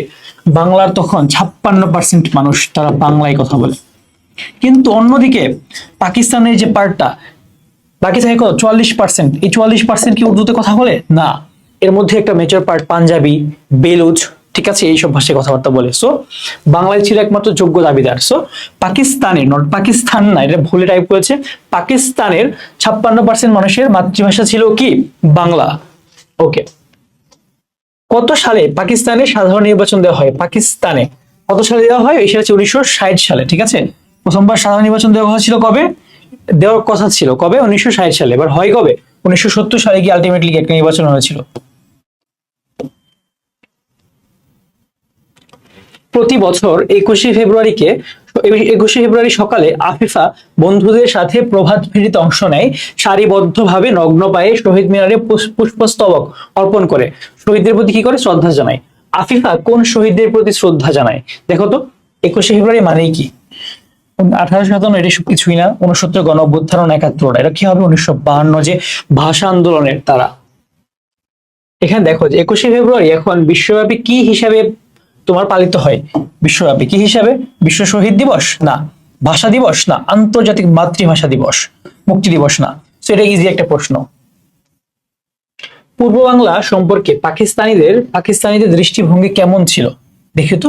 বিচ্ছিন্নতাবাদী না, ক্ষমতার অংশীদার না, নিজেদের অংশ না, ঔপনিবেশিক। তারাও কি ব্রিটিশদের মতো? তারাও কি আমাদেরকে একটা ঔপনিবেশিক শক্তির আন্ডারে, নিজেদের আন্ডারে নিয়ে এসেছিল? তারা কি আমাদের কোনো কিছু নিয়ে ভাবতো না? তারপর দেখেন অখণ্ড স্বাধীন সার্বভৌম বাংলার প্রস্তাব উত্থাপনকারী কে? সেটাই কে? হোসেন শহীদ সোহরাওয়ার্দী। তিনিই প্রথম চেয়েছিলেন যে একটা অখণ্ড স্বাধীন এবং সার্বভৌম বাংলা হোক, ঠিক আছে। তারপর দেখেন এখানে ইউনেস্কো কত খ্রিস্টাব্দে 21শে ফেব্রুয়ারিকে আন্তর্জাতিক মাতৃভাষা হিসেবে স্বীকৃতি দেয়? দেখো পাকিস্তানের সংবিধানে 1956 সালে কি বাংলা প্রথম রাষ্ট্রভাষা স্বীকৃতি পায়। 1999 সালে প্রথমবার, 1999 সালে প্রথমবার ইউনেস্কো 21শে ফেব্রুয়ারিকে কি আন্তর্জাতিক মাতৃভাষা দিবস হিসেবে কি স্বীকৃতি দিয়েছিল? কত সালে? 1999 সালে। এখানে দেখেন যে অধ্যাপক আবুল কাশেম ইতিহাসে বিখ্যাত হয়েছিল কেন? একটু আগে বলে আসলাম না যে তমুদ্দুন মজলিস নামে যে একটা তোমার সাংস্কৃতিক সংগঠন ছিল, সেটা কি অধ্যাপক আবুল কাশেম তিনি কিন্তু বানিয়েছিলেন তমুদ্দুন মজলিসটা। এটা কিন্তু প্রশ্ন আসে, তমুদ্দুন মজলিস কোন ধরনের সংগঠন? সাংস্কৃতিক বা কালচারাল, সাংস্কৃতিক বা কালচারাল। চট্টগ্রামের মিছিলকারীরা নুরুল আমিনের পদত্যাগ দাবি করেছিল কেন? মানে কারণটা কি? এটা আসলে দেখো, উর্দুকে রাষ্ট্রভাষা করার দাবিতে না, বাংলাকে রাষ্ট্রভাষা করার দাবিতে, ইয়েস এইটাই। স্বায়ত্তশাসন না, এটা হচ্ছে কি 6 দফা 1966 সালে। সোহরাওয়ার্দীকে প্রধানমন্ত্রী না। সো এটাই হবে আমাদের অ্যান্সার। দেখেন এরপর পাকিস্তানের রাষ্ট্রপতি নির্বাচনে বিরোধী দলগুলো কাকে আইয়ুব খানের বিরুদ্ধে দাঁড় করায়? সেটা ছিল কি? আইয়ুব খানের নিজেরই বোন ফাতিমা জিন্নাহকে, ঠিক আছে। তার ছিল আইয়ুব খানের বিরুদ্ধে তাকে দাঁড় করিয়ে তাকে ক্ষমতায় আনতে এবং আইয়ুব খানকে ক্ষমতা থেকে সরাতে। কত সালে পাকিস্তানের দ্বিতীয় সংবিধান প্রণীত হয়? সেটা কি? প্রথমটা হয়েছিল কবে? 1956 সালে। প্রথমটা কবে? 56। তারপরটা কবে? 1962 সালে। পাকিস্তান এমন একটা দেশ যেখানে সংবিধান তৈরি করতে প্রায় 9 বছর টাইম লেগেছিল। এই সংবিধান তৈরি করার মাঝেই প্রায় 11 জন প্রধানমন্ত্রী এবং 8টা গভর্নমেন্ট চেঞ্জ হয়েছিল। ঠিক আছে, দেখেন আওয়ামী মুসলিম লীগের প্রথম জনসভা অনুষ্ঠিত হয় কোথায়? সেটা হচ্ছে আরমানিটোলায়। ঠিক আছে, আরমানিটোলায়। এইটা কোথায়? তোমার তোমার এই যে তোমার কি বলে আওয়ামী মুসলিম লীগটা কোথায় প্রতিষ্ঠিত হয়? তোমার কেএমএস লেনের রোজ গার্ডেনে 1949 সালের 23 জুন। 23 জুন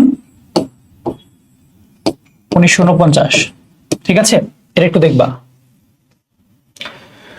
আর 1948 সালের 21 মার্চ মোহাম্মদ আলী জিন্নাহ কোথায় উর্দুকে রাষ্ট্রভাষা হিসেবে ঘোষণা করে? 1948 সালে 21 মার্চ কিন্তু তিনি কোথায় আসেন? রেসকোর্স ময়দানে আসেন। সেখানে সে কিন্তু এই ভাষণটা দিয়েছিলেন তিনি, Urdu and only Urdu should be the state language of Pakistan. Okay, আমাদের এই চ্যাপ্টারটা শেষ। তোমরা যারা ঢাবি খ ইউনিটে ভর্তি পরীক্ষা দিবা, আমাদের ক্লাস যদি ভালো লাগে, মনে হয় যদি আমাদের সাথে তোমার অ্যাডমিশন জার্নিটা স্মুথ হবে, তাহলে অবশ্যই তোমরা আমাদের সাথে কন্ট্যাক্ট করতে পারো। ইনশাআল্লাহ তোমাদেরকে আমরা ঢাবি পর্যন্ত পৌঁছে দিব। ধন্যবাদ সবাইকে। আসসালামু আলাইকুম। HSC 25 batch. আজ তোমাদের সাথে আলোচনা করছি ইতিহাস প্রথম পত্রের 5ম অধ্যায়ের পূর্ব বাংলাদেশ স্বায়ত্ত শাসনের চ্যাপ্টারটা, সেইটা নিয়ে। ঠিক আছে, সো আজকের চ্যাপ্টারে আমরা আলোচনা করব এই চ্যাপ্টার থেকে আসা আগের এমসিকিউ এবং যেগুলো আসতে পারে এগুলো থেকে। সো দেখো, প্রথম প্রশ্নটা 1969 সালের গণ অভ্যুত্থানের মাধ্যমে কাকে ক্ষমতাচ্যুত করা হয়? আমরা সবাই জানি তখন কি ফিল্ড মার্শাল আইয়ুব খান তিনি কিন্তু প্রেসিডেন্ট ছিলেন, এন্ড তাকে ক্ষমতাচ্যুত কে করেছিল? ইয়াহিয়া খান। তিনি কিন্তু এরপর ক্ষমতায় আসেন, এই ইয়াহিয়া খান। এবং ইয়াহিয়া খানের টাইমে কিন্তু 1971 সালে মুক্তিযুদ্ধটা হয়। ঠিক আছে, সো এটা আমরা একটু দেখেছি। আর 1969 সালে যে গণ অভ্যুত্থানটা, এটা দিয়ে কিন্তু একটা সিকিউ মাস্ট আসবে তোমার এবার। ঠিক আছে, এটার সাথে তোমার আইয়ুব খান, সরি আবু সাইদ এবং তোমার ধরো যে শামসুজ্জোহার সাথে যে একটা মিল, সেটা কিন্তু ধরবে। তারপর দেখো 1970 সালে নির্বাচনে জাতীয় পরিষদের আসন সংখ্যা ছিল কতটি? আচ্ছা, এখানে একটা টোটাল তোমাকে একটা জিনিস আমি বোঝাই। দেখো যে পাকিস্তানের দেখো জাতীয় পরিষদ একটা ছিল তোমার কি জাতীয় পরিষদ, একটা ছিল কি প্রাদেশিক পরিষদ।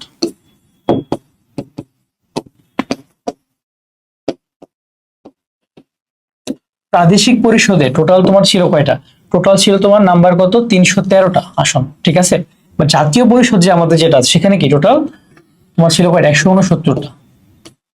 এই 169টার মধ্যে তোমার পেয়েছিল কয়টা? 167টা। ঠিক আছে, 167টা। সেটা একটু দেখে নিবা তোমরা। ঠিক আছে, ওকে। তারপর আসলে সামনে যাই। এখানে এবারে সংগ্রাম, আমাদের মুক্তির সংগ্রাম, এই যে ভাষণটা শেখ মুজিবের, এটা হচ্ছে কত তারিখের? 7 মার্চের। এটা এই বছর আসলে আসার চান্স একটু কম। ঠিক আছে, তোমরা সবাই জানো কারণটা। তারপর দেখো এখানে যে বঙ্গবন্ধুর স্বাধীনতা ঘোষণাটি কোন ভাষায় ছিল? বাংলা, মান্দারিন, হিন্দি, ইংরেজি। বঙ্গবন্ধুর যে স্বাধীনতা ঘোষণাটা ছিল সেটা ছিল কোন ভাষায়? সেটা ছিল কি? ইংরেজি ভাষায়। ঠিক আছে, 26 মার্চ যে স্বাধীনতা ঘোষণা দিয়েছিল সেটা ইংরেজি ভাষায় দিয়েছিল। শেখ মুজিবুর রহমান তার ঐতিহাসিক 6 দফা কোথায় পেশ করেছিল? এই যে 6 দফা বাঙালি জাতির মুক্তির দাবি, বা এটার সাথে কি ম্যাগনা কার্টাকে তুলনা করা হয়, এটা কিন্তু তোমার সিকিউতে আসবে। ঠিক আছে, সিকিউতে কি 6 দফার সাথে ম্যাগনা কার্টার যে তুলনীয়তা, ম্যাগনা কার্টার যে তুলনীয়তা, সেটা আমাদের কোথায় আসবে? সিকিউতে আসবে। এটা কোথায় উত্থাপন করা হয়েছিল? লাহোরে। ঠিক আছে, কোথায়? লাহোরে। তারপর দেখো যে আগরতলা মামলার কোন আসামিকে পাকিস্তানি সৈনিকরা গুলি করে হত্যা করে? সেটা ছিল সার্জেন্ট জহুরুল হক। তোমাকে বলেছি আগরতলার কাহিনী একটু আগেই, যে শেখ মুজিবের মতো দেখতে ছিল সার্জেন্ট জহুরুল হক, এবং তাকে হত্যা করতে গিয়েছিল কোথায়? সেটা ছিল ঢাকা ক্যান্টনমেন্টে। ঠিক আছে, ঢাকা ক্যান্টনমেন্টে। সে ঢাকা ক্যান্টনমেন্টে গিয়ে সার্জেন্ট জহুরুল হককে কি গুলি করে হত্যা করা হয়। তার নামে কিন্তু ঢাকা বিশ্ববিদ্যালয়ে একটা হলও আছে। বঙ্গবন্ধু শেখ মুজিবুর রহমানের 7 মার্চের ঐতিহাসিক ভাষণটি কত মিনিটের ছিল? ভাষণটা ছিল কি টোটাল 18 মিনিটের, এবং এটাকে তুলনা করা হয় কার সাথে? গেটিসবার্গ ভাষণের সাথে। কার? গেটিসবার্গ ভাষণ। ঠিক আছে, তোমরা একটু আমাকে জানাবা যে এই গেটিসবার্গ ভাষণটা তোমার হচ্ছে কার দেওয়া? ঠিক আছে, এবং তিনি কিন্তু গণতন্ত্রের সবচেয়ে ছোট এবং সবচেয়ে সুন্দর সংজ্ঞাটা দিয়েছিল। কমেন্টে একটু জানাবো মাস্ট। ওকে, তারপর দেখেন আমরা সামনে যাই। যুক্তফ্রন্ট গঠিত হয় কত সালে? দেখো এই যে যুক্তফ্রন্টটা গঠন করা হয়েছিল কি, তোমার কৃষক প্রজা পার্টি, জাতীয় গণতান্ত্রিক দল, এরকম তো আওয়ামী মুসলিম লীগ, এরকম 4টা দল নিয়ে নিজামে ইসলাম গঠন করা হয়েছিল। ঠিক আছে, সো এরকম গঠন করা হয়েছিল কবে এটা এবং কেন? তারা হচ্ছে তোমার নির্বাচনে ইলেকশন করার জন্য মুসলিম লীগের বিরুদ্ধে। ওকে, এই যে তোমার যুক্তফ্রন্টটা সেটা হয়েছিল কবে? 1953 সালে 4 ডিসেম্বর। 1953 সালে 4 ডিসেম্বর কি তোমার এটা গঠন করা হয়। 1900 অপশনে নাই 1953, যেহেতু অপশনে নাই তোমাকে ক্লোজেস্টটা দেখাতে হবে। 1954 দিয়েছে, কিন্তু 1954 কি হয় আসলে? 1954 আসলে ইলেকশনটা হয়েছিল যুক্তফ্রন্টের। ঠিক আছে, 1954 কি হয়েছিল? 1954 হয়েছিল কি যুক্তফ্রন্টের ইলেকশনটা, কিন্তু যুক্তফ্রন্ট গঠিত হয় কবে? সেটা মার্চ 1953 সালে। ওকে, তারপর দেখো যে কোন অঞ্চলকে নিয়ে 1865 সালে পাক ভারত যুদ্ধ সংঘটিত হয়, সেটা ছিল কি? কাশ্মীর। কাশ্মীরকে নিয়ে কিন্তু টোটাল অনেকগুলো পাক ভারত যুদ্ধ হয়েছে।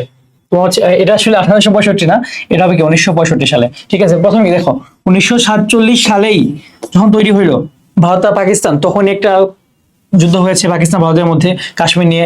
এরপর কি 1965 সালে একটা হয়েছে। ঠিক আছে, এরপর আরো বেশ কয়েকটি হয়েছে। দেখো 6 দফা দাবি কোথায় উত্থাপন করা হয়, সেটা হচ্ছে কোথায়? সেটা হচ্ছে লাহোরে। 6 দফা দাবি কোথায় উত্থাপন করা হয়? লাহোরে। 6 দফা দাবি কি ছিল? Charter of emancipation. Charter of emancipation, বাঙালির মুক্তির দাবি। কিসের সাথে তুলনীয় এটা বলো? কিসের সাথে তুলনীয়? এটা হচ্ছে তোমার ম্যাগনা কার্টার সাথে। ঠিক আছে, তারপর দেখেন এখানে আওয়ামী লীগ জাতীয় পরিষদে কোনো আসন পায়নি কোথায়? দেখো জাতীয় পরিষদ মানে কোনটা? পূর্ব পাকিস্তান, পশ্চিম পাকিস্তান দুইটা মিলে যেটা, সেখানে আওয়ামী লীগ পায়নি কোথায়? পশ্চিম পাকিস্তানে কোনো আসনই পায় নাই, কিন্তু পূর্ব পাকিস্তানে কত পেয়েছিল? 167 আউট অফ 169টা। ঠিক আছে, এরপর দেখেন পরবর্তী প্রশ্নে, শহীদ বুদ্ধিজীবী দিবস পালিত হয় কবে? শহীদ বুদ্ধিজীবী দিবস পালিত হয় কবে? 14 ডিসেম্বর। এটা আমাকে বেসিক, আমাদের এখানে টাইম নষ্ট আমরা না করি। এরপর দেখেন 1971 সালে বুদ্ধিজীবী হত্যাকাণ্ডের নেতৃত্বে কে ছিল? 1971 সালে বুদ্ধিজীবী হত্যাকাণ্ডের নেতৃত্বে ছিল কারা? আল বদর। আমরা সবাই জানি রাজাকার আল শামস এরা না, এরা হচ্ছে মুক্তিযুদ্ধের টাইমে কাজ করছে, বাট আল বদর যারা বাহিনী ছিল তারাই মেইনলি কি এই বুদ্ধিজীবী হত্যাকাণ্ডের সাথে জড়িত ছিল। রেসকোর্স ময়দানের বর্তমান নাম কি? আমরা সবাই জানি, একদম বেসিক প্রশ্ন, সোহরাওয়ার্দী উদ্যান। এই ধরনের প্রশ্ন আসলে একদম খুশি তোমরা, তাই না? একদম ইজি। তারপর দেখো যে পাক ভারত যুদ্ধের স্থায়িত্ব কতদিন, যেটা 1865 সালেরটা, সরি 1965 সালেরটা, 1965 সালের দ্বিতীয় পাক ভারত যুদ্ধ, সেটা কতদিন স্থায়ী ছিল? সেটা ছিল টোটাল তোমার 17 দিন। ঠিক আছে, টোটাল কয়দিন? 17 দিন। ওকে, আচ্ছা, সঙ্গত কারণে বলছি, তোমরা যারা এবার ঢাকা ভার্সিটি খয়নিটে ভর্তি পরীক্ষা দিবা, আমাদের ক্লাস যদি ভালো লাগে, আমাদের ক্লাস আর ইউটিউবে দেওয়া আছে, ডেমো ক্লাস দিয়ে দিব। যদি ভালো লাগে তোমরা অবশ্যই আমাদের সাথে তোমাদের বি ইউনিট যে যাত্রাটা সেটা করতে পারো। ঠিক আছে, ধন্যবাদ। দেখো 1969 সালে গণ অভ্যুত্থানের লক্ষ্য কি ছিল? গণতন্ত্রের পূর্ণ বাস্তবায়ন, আঞ্চলিক স্বায়ত্তশাসন অর্জন, সামরিক শাসনের বিলোপ সাধন। এখানে কিন্তু গণ অভ্যুত্থানের সবগুলো ছিল তাদের লক্ষ্য। ঠিক আছে, সবগুলাই হয়ে যাবে। তোমরা অবশ্যই, কিন্তু আবারও বলছি, গণ অভ্যুত্থান নিয়ে কিন্তু একটা সিকিউ আসবেই, সো ভালো মতো পড়বা।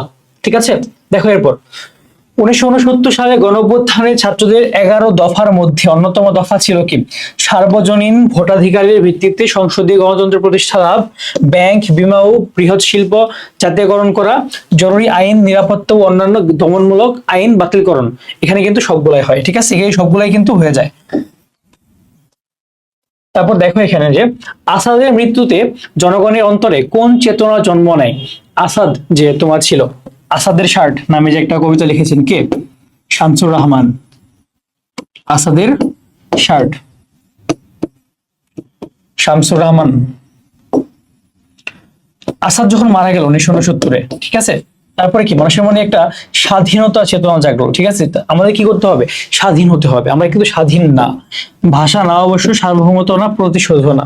ঠিক আছে, তারপর দেখেন এখানে ডক্টর শামসুজ্জোহাকে কত সালে রাজশাহী কলেজে প্রভাষক পদে নিয়োগ দেওয়া হয়? তিনি কিন্তু 1961 সালে প্রথম রাজশাহী কলেজে প্রভাষক হয়েছিল। ঠিক আছে, একটা বেসিক ইনফরমেশন দেখে নিও। যুদ্ধাপরাধীদের বিচারের দাবিতে সর্বস্তরের মানুষের আন্দোলন বেগবান হয়ে ওঠে 69 গণ অভ্যুত্থানে। কাদের অবদান সবচেয়ে বেশি ছিল? অবশ্যই ছাত্র জনতা। যখন শামসুজ্জোহা মারা গেল, ঠিক আছে, তারপরে কি আন্দোলনটা একদম বেগবান হয়েছিল। ওকে, তারপর দেখেন এখানে সার্জেন্ট জহুরুল হককে কত তারিখে হত্যা করা হয়? তাকে হত্যা করা হয়েছিল কবে? 15 ফেব্রুয়ারি। ঠিক আছে, এই যে 15 ফেব্রুয়ারি 1969 সালে তাকে হত্যা করা হলো। এখানে শেখ মুজিবকে হত্যা করতে গিয়ে শেখ মুজিবের মতই ছিল দেখতে সার্জেন্ট জহুরুল হক, তাকে কিন্তু হত্যা করা হয়েছিল। তারা এই শেখ মুজিব সহ টোটাল কতজন? তারা 14 জন ছিল কি তোমার এই আগরতলা ষড়যন্ত্র মামলার কি আসামি, ঠিক আছে। সার্জেন্ট জহুরুল হককে কোথায় হত্যা করা হয়েছিল আগে বলে আসছি আমি, ঢাকা ক্যান্টনমেন্টে। ওকে, তারপর দেখেন আইয়ুব সরকার সামরিক বাহিনী নিয়োগ করে করে কেন, তারা কেন করেছিল? তারা করেছিল ছাত্র জনতাকে মারতে না, গণ অভ্যুত্থান দমন করতে, হ্যাঁ, যানবাহনের নিরাপত্তা নিশ্চিত করতেও না, শৃঙ্খলার জন্য। তারা মেইনলি চেয়েছিল কি এই গণ অভ্যুত্থানটা দমন করা হোক, এটা দমন করলে কি আইয়ুব সরকারটা টিকে যেত। তারপর দেখেন এখানে কত তারিখে পাকিস্তান সরকার আগরতলা ষড়যন্ত্র মামলা প্রত্যাহার করে। তারা কি 1969 সালের 22শে ফেব্রুয়ারি, 15 ফেব্রুয়ারি কি জহুরুল হককে মারা হলো। 15 ফেব্রুয়ারিতে জহুরুল হককে মারা হলো, সার্জেন্ট জহুরুল হককে মারা হয়েছিল। ওকে, তারপর আসেন আমরা সামনে যাই। এখানে 1969 সালে আইয়ুব খান কিসের জন্য গোল টেবিল বৈঠক ডাকেন? কেন? তিনি কি চেয়েছিলেন আসলে? তিনি চেয়েছিলেন যে এই যে শাসনতান্ত্রিক সমস্যা, এটা সমাধান তিনি চেয়েছিলেন। 11 দফা তিনি মেনে নিতে চাননি, রাজনৈতিক অস্থিরতা দূর করতে চাননি, ক্ষমতা হস্তান্তর চাইনি। তিনি চেয়েছিলেন শাসনতান্ত্রিক যে একটা সমস্যা, একটা জটিলতা দুই পাকিস্তানের মধ্যে, এটাকে তিনি সমাধান করতে চেয়েছিলেন, ঠিক আছে। তারপর দেখেন এখানে আইয়ুব খান কোন স্থানে রাজনৈতিক নেতাদের একটি গোল টেবিল বৈঠক ডাকতেন? সেটা ছিল কোথায়? রাওয়ালপিন্ডিতে। পাকিস্তানের কোথায়? রাওয়ালপিন্ডিতে। পাকিস্তানের একটা শহর কোথায়? সেটা রাওয়ালপিন্ডি, সেখানে ডেকেছিলেন তিনি। আইয়ুব খান কত তারিখে গোল টেবিল বৈঠকে ডাক দেন? সেটা ছিল কবে? 1969 সালে 10শে মার্চ, ঠিক আছে, 10শে মার্চ। তোমার দেখো এই যে তোমার 15 ফেব্রুয়ারি হচ্ছে তোমার মারা হলো তোমার জহুরুল হককে, তারপর তোমার হচ্ছে শেখ মুজিবুর মুক্তি পেল, তারপর কি 10শে মার্চ কিছুদিন পরেই কিন্তু ডাকা হলো রাওয়ালপিন্ডিতে, ঠিক আছে। তারপর দেখো শেখ মুজিবুর রহমান রাওয়ালপিন্ডির গোল টেবিল বৈঠক মানে সেটাকে বর্জন করেন কেন? কারণ তিনি বলেছিলেন যে 6 দফা যে ছিল আমাদের এবং 11 দফা যে ছিল, এই দুইটা 1969 আর 1966 ছিল কি 6 দফা, 69 কি ছিল 11 দফা। এই দুটো যদি বর্জন হয় বা এই দুটো যদি অগ্রাহ্য হয়, আমরা বর্জন করব যে কোনো মিটিং মিছিল, ঠিক আছে, যে কোনো মিটিং আপনাদের সাথে। সন্তানদের চাপে পড়ে বাবা বাশার উদ্দিন জমিন মালিকানা ছেড়ে দেশান্তর হলেন। এই বাক্যে বাশার উদ্দিনের সাথে নিচের কোন ব্যক্তির মিল রয়েছে? এটা আইয়ুব খান। আইয়ুব খান কি তোমার দেশের ধরো যে কিন্তু প্রেসিডেন্ট ছিলেন দুটো দেশে, সো পূর্ব পাকিস্তানের মানুষের চাপে তিনি কিন্তু ক্ষমতা ছেড়ে দিয়েছেন আইয়ুব খান। ওকে, তারপর এখানে দেখো যে 1969 সালে গণ অভ্যুত্থানের প্রধান উদ্দেশ্য কি ছিল? মেইন যে উদ্দেশ্যটা সেটা কি দেখো, গণতন্ত্রের পূর্ণ বাস্তবায়ন, হ্যাঁ এটা ছিল, স্বায়ত্তশাসন প্রতিষ্ঠা, এটা ছিল। মূল উদ্দেশ্য আইয়ুব খানের পতনটা ছিল না। সো আমাদের অ্যান্সার হবে কি ঘ। সো আমাদের এই চ্যাপ্টারটাও শেষ। তোমরা যারা ঢাকা ভার্সিটি খ ইউনিটে ভর্তি পরীক্ষা দিবা, তোমরা আমাদের ক্লাসগুলো যদি ভালো লাগে তোমরা অবশ্যই ক্লাস দেখে ভর্তি হবা, ঠিক আছে। কার কত ফলোয়ার, কার কত আবেগ, কোন ভাইয়া গাড়ি চালাচ্ছে, কোন ভাইয়া বাইক চালাচ্ছে, কোন ভাইয়া টিকটক করতেছে, এইসব না। ক্লাস দেখো, কার ক্লাস ভালো লাগে। তোমার যদি মনে হয় আমি এই ভাইয়ের ক্লাস বুঝতে পারি, সবাই কিন্তু ভালো পড়ায় যারা অনলাইনে আছে, তোমার যেটা ভালো লাগবে এইটা দেখে তুমি চুজ করবা, ঠিক আছে। ধন্যবাদ সবাইকে, আসসালামু আলাইকুম। আসসালামু আলাইকুম, এইচএসসি 25 ব্যাচ। তোমাদের সাথে এখন আলোচনা করব ইতিহাস প্রথম পত্রের 6ষ্ঠ অধ্যায়। এই চ্যাপ্টার থেকে আসা যত এমসিকিউ আছে এবং যেগুলো আসতে পারে তোমাদের পরীক্ষাতে। দেখো, বঙ্গবন্ধুর স্বাধীনতার ঘোষণাটি কোন ভাষার ছিল? সেটা ছিল ইংরেজি ভাষায়। তিনি বলেছিলেন যে আমরা আজ থেকে মুক্ত, স্বাধীন, আমাদের কি তোমাদের যা আছে, যা কিছু আছে ছাপিয়ে পড়ো সেটা নিয়ে, ঠিক আছে। এটা ছিল কোন ভাষায়? ইংরেজি ভাষায়। ওকে, তারপর দেখো বঙ্গবন্ধুর 7 মার্চের ভাষণের মূল বিষয়ের সাথে সাদৃশ্য আছে কি কি দেখি একটু আমরা। সামরিক আইন প্রত্যাহার করা, মার্শাল ল যেটা, ঠিক আছে, মার্শাল ল যেটা সামরিক আইন, সেটার কথা তিনি বলেছিলেন অবশ্যই। এটা হবে সৈন্যদের ব্যারাকে ফিরিয়ে নেওয়া, এটাও বলেছিলেন। গণহত্যা তদন্ত করা, এটাও বলেছিলেন। তো আমাদের অ্যান্সার কি 4টাই হবে, মানে 4 নম্বরে যেটা 3টাই হবে। তারপর দেখেন এখানে মুজিবনগর সরকারের অর্থমন্ত্রী কে ছিল? অর্থমন্ত্রী কে ছিল?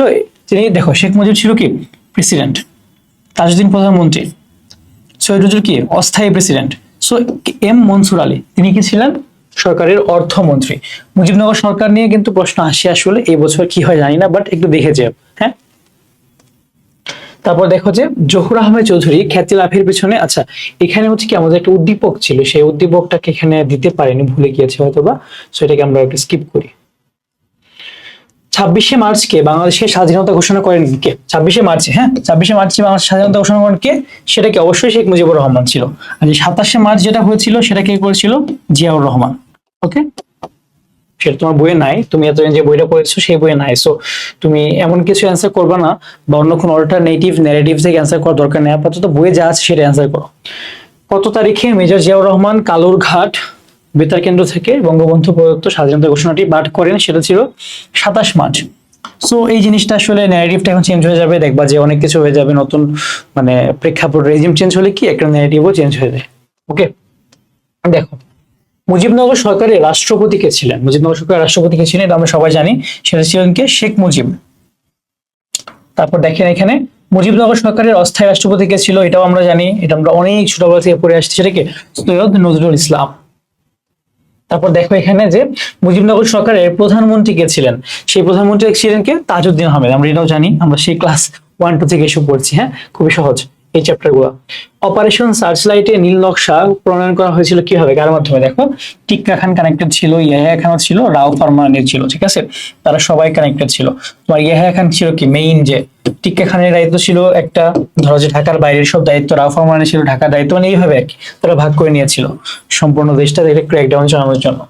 তারপর দেখো এখানে মুক্তিযুদ্ধ সঠিকভাবে পরিচালনা করার জন্য ছাত্ররা কি করছিল? তারা করেছিল কি?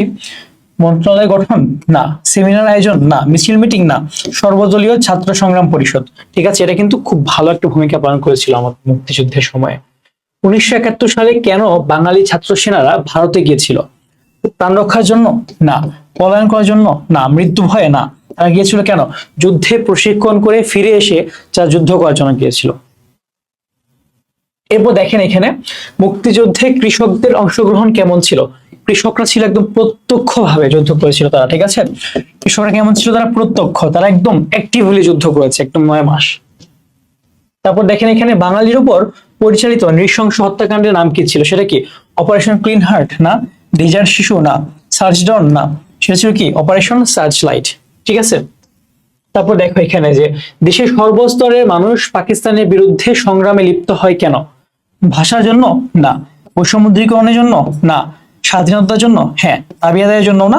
মেইনলি আমাদের অ্যান্সারটা কি হবে? স্বাধীনতার জন্য আমরা একত্রিত হয়েছিলাম তখন। আচ্ছা, তোমরা যারা ঢাকা ভার্সিটির খ ইউনিটে ভর্তি পরীক্ষা দিবা, তোমাদের যদি তোমরা যদি যখন তোমরা গাইডলাইন নিবা বা তোমাদের যদি কোনো কোচিং করতে হয়, তোমরা অবশ্যই আমাদের সাথে যোগাযোগ করতে পারো যদি আমাদের ক্লাসগুলো ভালো লাগে, ঠিক আছে। দেখো কেন মুক্তি সেনারা প্রাণের মায়া ত্যাগ করে যুদ্ধে ঝাঁপিয়ে পড়ে? দেখো দেশকে বাঁচাতে, অবশ্যই যুদ্ধে শহীদ হওয়ার জন্য হয় না, অর্থের লোভেও না, খ্যাতির জন্য না, মেইনলি তারা কি দেশকে বাঁচানোর জন্য তারা কি ঝাঁপিয়ে পড়ছিল যুদ্ধে। ভারত সরকারের শরণার্থী কর আরোপ করার যৌক্তিক কারণ কি? বাংলাদেশের প্রায় অনেক মানুষ, ঠিক আছে, কোটি কোটি মানুষ, তারা তখন কি করেছিল? ভারতে আশ্রয় নিয়েছিল। সেই আশ্রয় নেওয়া মানুষদের জন্য আসলে ভারতের সরকারের জন্য টাফ হয়ে যাচ্ছিল এই জিনিসটা মেনটেন করা, তাদের জন্য খাবার দাবার এইসব মেনটেন করা। সেই জন্য কি একটা কর আরোপিত হয়েছে, সেটা কি? শরণার্থী কর। সেটা কি? বাঙালি শরণার্থীদের জন্য ব্যয় নির্বাহ, সেটা করার জন্য, ঠিক আছে। কে 26শে মার্চ প্রথম প্রহরেই বাংলাদেশের স্বাধীনতা ঘোষণা দেয়? সেটা আমরা জানি, শেখ মুজিব।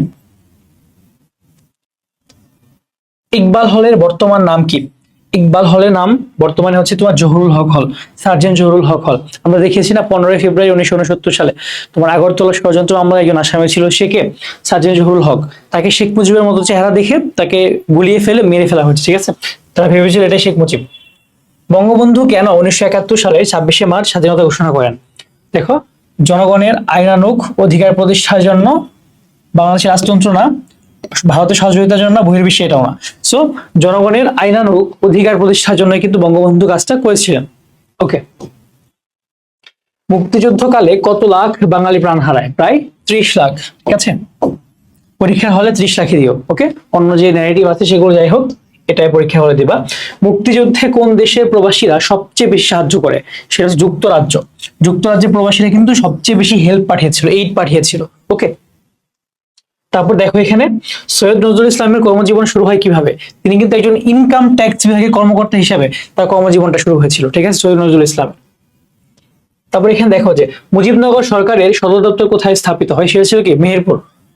তৎকালীন কুষ্টিয়া, বর্তমান তোমাদের মেহেরপুর জেলার বুদ্ধিনাথতলা আমবাগানে, ঠিক আছে। এরপর দেখো মুক্তিযুদ্ধের সময় ভারতের গৃহীত কর্মকাণ্ডের ফলে স্বাধীনতা ত্বরান্বিত হয়, হ্যাঁ হয়। মানবাধিকার রক্ষিত হয়, হ্যাঁ হয়। বহির্বিশ্বে বাংলাদেশের নির্যাতনের চিত্রবক্স, হ্যাঁ, সবগুলাই। সো এখানে সবগুলো অ্যান্সার হবে। ভারত কিন্তু আমাদেরকে তখন অনেক হেল্প করেছিল আমাদের স্বাধীনতা অর্জনে, ঠিক আছে। তারপর দেখো সৈয়দ নজরুল ইসলাম কেন অস্থায়ী রাষ্ট্রপতি নিযুক্ত হন? কারণ শেখ মুজিব বন্দী ছিলেন, হ্যাঁ, সেটা আমরা সবাই জানি, একদম বেসিক একটা প্রশ্ন, আর ডিটেলস আলোচনার কিছু নেই। পাকিস্তান বাংলাদেশের গণহত্যাকে কি নামে আখ্যায়িত করেছিল? সেটা ছিল অপারেশন সার্চলাইট। এটা আমরা জানি, খুবই বেসিক একটা প্রশ্ন। তারপর দেখো এখানে বেসামরিক প্রশাসন চালুর জন্য বঙ্গবন্ধু কতটি বিধিমালা জারি করেছিলেন? তিনি কিন্তু টোটাল 35টা বিধিমালা জারি করেছিল শেখ মুজিব। ঠিক আছে, এইবার শেখ মুজিব নিয়ে প্রশ্ন আসার চান্স খুবই কম। ঠিক আছে, এবার তোমরা দেখে দিও যেহেতু এসেছে এগুলো। বাংলাদেশের প্রথম মন্ত্রিসভা কত তারিখে গঠিত হয়? সেটা কি 10 এপ্রিল 1971 সালে, মুজিবনগর সরকার। ওকে, তারপর দেখেন এখানে তৎকালীন ইপিআর ইস্ট পাকিস্তান রাইফেলস, বর্তমানে ইপিআরটা কি হলো? ইপিআর তোমার ছিল কি বিডিআর হয়েছিল, বাংলাদেশ রাইফেলস। তারপর কি হয়েছিল? বিজিবি। তারপর দেখো যে তৎকালীন ইপিআর স্বাধীনতা ঘোষণা প্রচার করে কিসের মাধ্যমে? ট্রান্সমিটারের মাধ্যমে। হ্যাঁ, এটা হয়। টেলিগ্রামের মাধ্যমেও করেছিল, টেলিপ্রিন্টারের মাধ্যমেও, মানে তারা সবগুলোর মাধ্যমে কিন্তু কাজটা করেছিল। ওকে, ঠিক আছে। দেখো আমাদের আরেকটা চ্যাপ্টার শেষ হয়ে যাচ্ছে, আমরা একদম লাস্ট চ্যাপ্টার আলোচনা করবো এরপর। সো তোমরা যারা ঢাকা ভার্সিটি খয়নিতে ভর্তি পরীক্ষা দিবা, তোমরা ভর্তি পরীক্ষা দেওয়ার টাইমে তোমাদের যদি কোনো গাইডলাইন্স লাগে বা তোমরা যদি আমাদের কাছে, আমাদের ক্লাস যদি ভালো লাগে তোমার, তুমি অবশ্যই আমাদের সাথে প্রিপারেশন নিতে পারো। ওকে, সবাইকে বেস্ট অফ লাক, ভালো মতো পরীক্ষা দাও। আল্লাহ হাফেজ, আসসালামু আলাইকুম। HSC 25 batch. এখন আমরা আলোচনা করব ইতিহাস প্রথম পত্রের 8ম অধ্যায়, মুক্তিযুদ্ধে প্রবাসী বাঙালি এবং বহির্বিশ্ব। এইখানে প্রবাসী বাঙালি এবং বহির্বিশ্বের যে ভূমিকাটা ছিল, এই অধ্যায় থেকে যত এমসিকিউ এসেছে সেটা নিয়ে। তার আগে একটু সিকিউ নিয়ে আমরা কথা বলি। সিকিউতে কি ধরনের প্রশ্ন আসতে পারে তোমাকে একটু বলি। সিকিউতে যে জিনিসটা আসবে এখান থেকে সেটা হচ্ছে কি, তোমার USSR, United Soviet Socialist Republic and India আমাদের যে হেল্প করেছিল মুক্তিযুদ্ধের টাইমে, এন্ড আমাদের বিরোধিতা করেছিল কারা? USA and China. সো এই জিনিসটা একটু কম্পেয়ার এন্ড কন্ট্রাস্ট ট্রাই করবা একটা টেবিলের মাধ্যমে সুন্দর করে, প্রথমে আলোচনা করবা, তারপর একটা টেবিলের মাধ্যমে সুন্দর করে একটু দেখায় দিবা। ঠিক আছে, তাহলে দেখবা যে খুব ভালো, মানে টিচাররা মার্ক দিবে। ইতিহাস কিন্তু ম্যাথের মতোই, ঠিক আছে। যে অনেকে বলে ইতিহাসে মার্ক পাওয়া যায় না, ইতিহাসে তোমার সিকিউতে 70 পাওয়া সম্ভব। কেন, কিভাবে? একটু নীল কালি ইউজ করবা, হেডলাইন গুলো সুন্দর মতো দিবা, প্রত্যেকটা জিনিস বুঝিয়ে দিবা, একটু লজিক দিবা। ইতিহাস কিন্তু লজিক্যাল, ঠিক আছে। সো এইভাবে করবা। দেখো 1971 সালের ডিসেম্বর মাসে মার্কিন যুক্তরাষ্ট্রের কততম নৌবহর বঙ্গোপসাগরে এসেছিল? সেটা কি 7ম নৌবহর, আমরা যেটা জানি 7th ফ্লিট, যেটা অনেক শক্তিশালী একটা ফ্লিট। এটা আন্ডারে কিন্তু অনেক কিছু ছিল, যুদ্ধ জাহাজ, তারপর তোমার যুদ্ধ বিমান, অনেক কিছু, ট্যাঙ্ক। সো এটা এসেছিল কবে? তোমার 1971 সালের ডিসেম্বর, একদম শেষ থেকে। মার্কিন যুক্তরাষ্ট্র তো জানোই যে আমাদের মুক্তিযুদ্ধের বিরোধিতা করেছিল, কিন্তু এই জিনিসটার বিরুদ্ধে ভেটো দিয়েছিল কে? Soviet union. ওকে, আমাদের মুক্তিযুদ্ধের পক্ষে অবস্থান না নেওয়া পরাশক্তি কারা? সোভিয়েত ইউনিয়ন আমাদের পক্ষে ছিল। তাহলে বাকি দুইটা কি? মার্কিন যুক্তরাষ্ট্র আর চীন। এই দুজনে কিন্তু আমাদের পক্ষে ছিল, ঠিক আছে, বিপক্ষে ছিল। সোভিয়েত ইউনিয়ন এন্ড ইন্ডিয়া ছিল আমাদের পক্ষে, পরাশক্তি। আর ইন্ডিয়া কিন্তু আসলে ভাবে পরাশক্তি না, পরাশক্তি এরাই। সো 2 আর 3 হবে অ্যান্সার। তারপর দেখেন এখানে যে জামালপুর গ্রামে শফিপুর গ্রামবাসী হামলা করলে অনেক ক্ষয়ক্ষতির সম্মুখীন দেখে পার্শ্ববর্তী চাঁদগাঁও গ্রাম জামালবাসীদের সহায়তায় সাহায্য সহযোগিতা হাত বাড়িয়ে দেয়।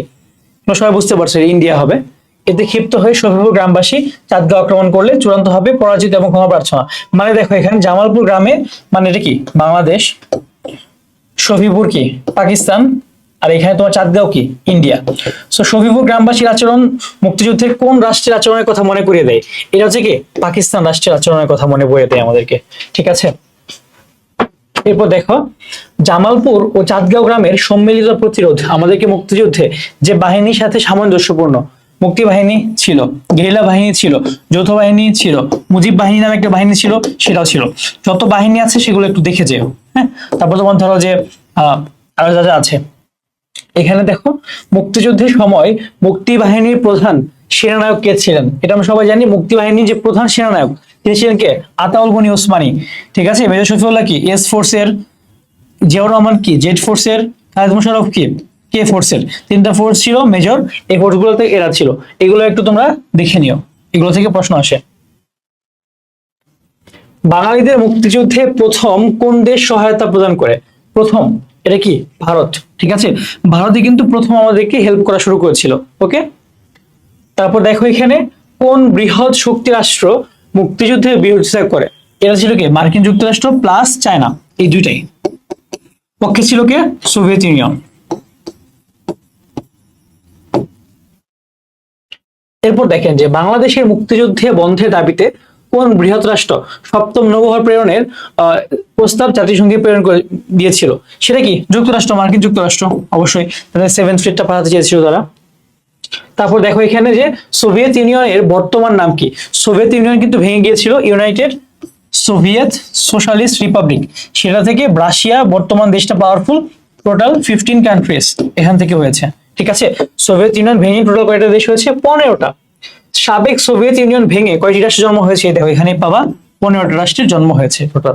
ঠিক আছে, এরপর দেখো এখানে যুক্তরাজ্য কখন বাংলাদেশকে স্বীকৃতি প্রদান করে। আচ্ছা, এখানে একটু কয়েকটা দেশের স্বীকৃতি প্রদান আছে, এগুলো একটু মুখস্থ করে নেবা। ঠিক আছে, এগুলো একটু ধরে ধরে পরীক্ষা আসে বারবার, সো এগুলো মিস করার দরকার নেই। 4 এপ্রিল 1972 যুক্তরাজ্য তোমাকে একদম শুরুর দিকে দিয়েছিল। প্রথম দিয়েছে ভুটান 6 ডিসেম্বর।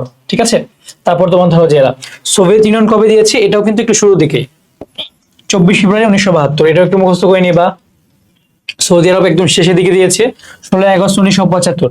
মানে ধরো যে 15 আগস্ট একজন পার্টিকুলার মানুষের মৃত্যুর পর 16 আগস্ট কিন্তু একদম সৌদি আরব তোমার হচ্ছে যে মানে স্বীকৃতি দিয়েছিল। ওকে, তারপর দেখো ফ্রান্স বাংলাদেশকে কখন স্বীকৃতি প্রদান করে। ফ্রান্স করেছিল শুরুর দিকে 14 ফেব্রুয়ারি 1972।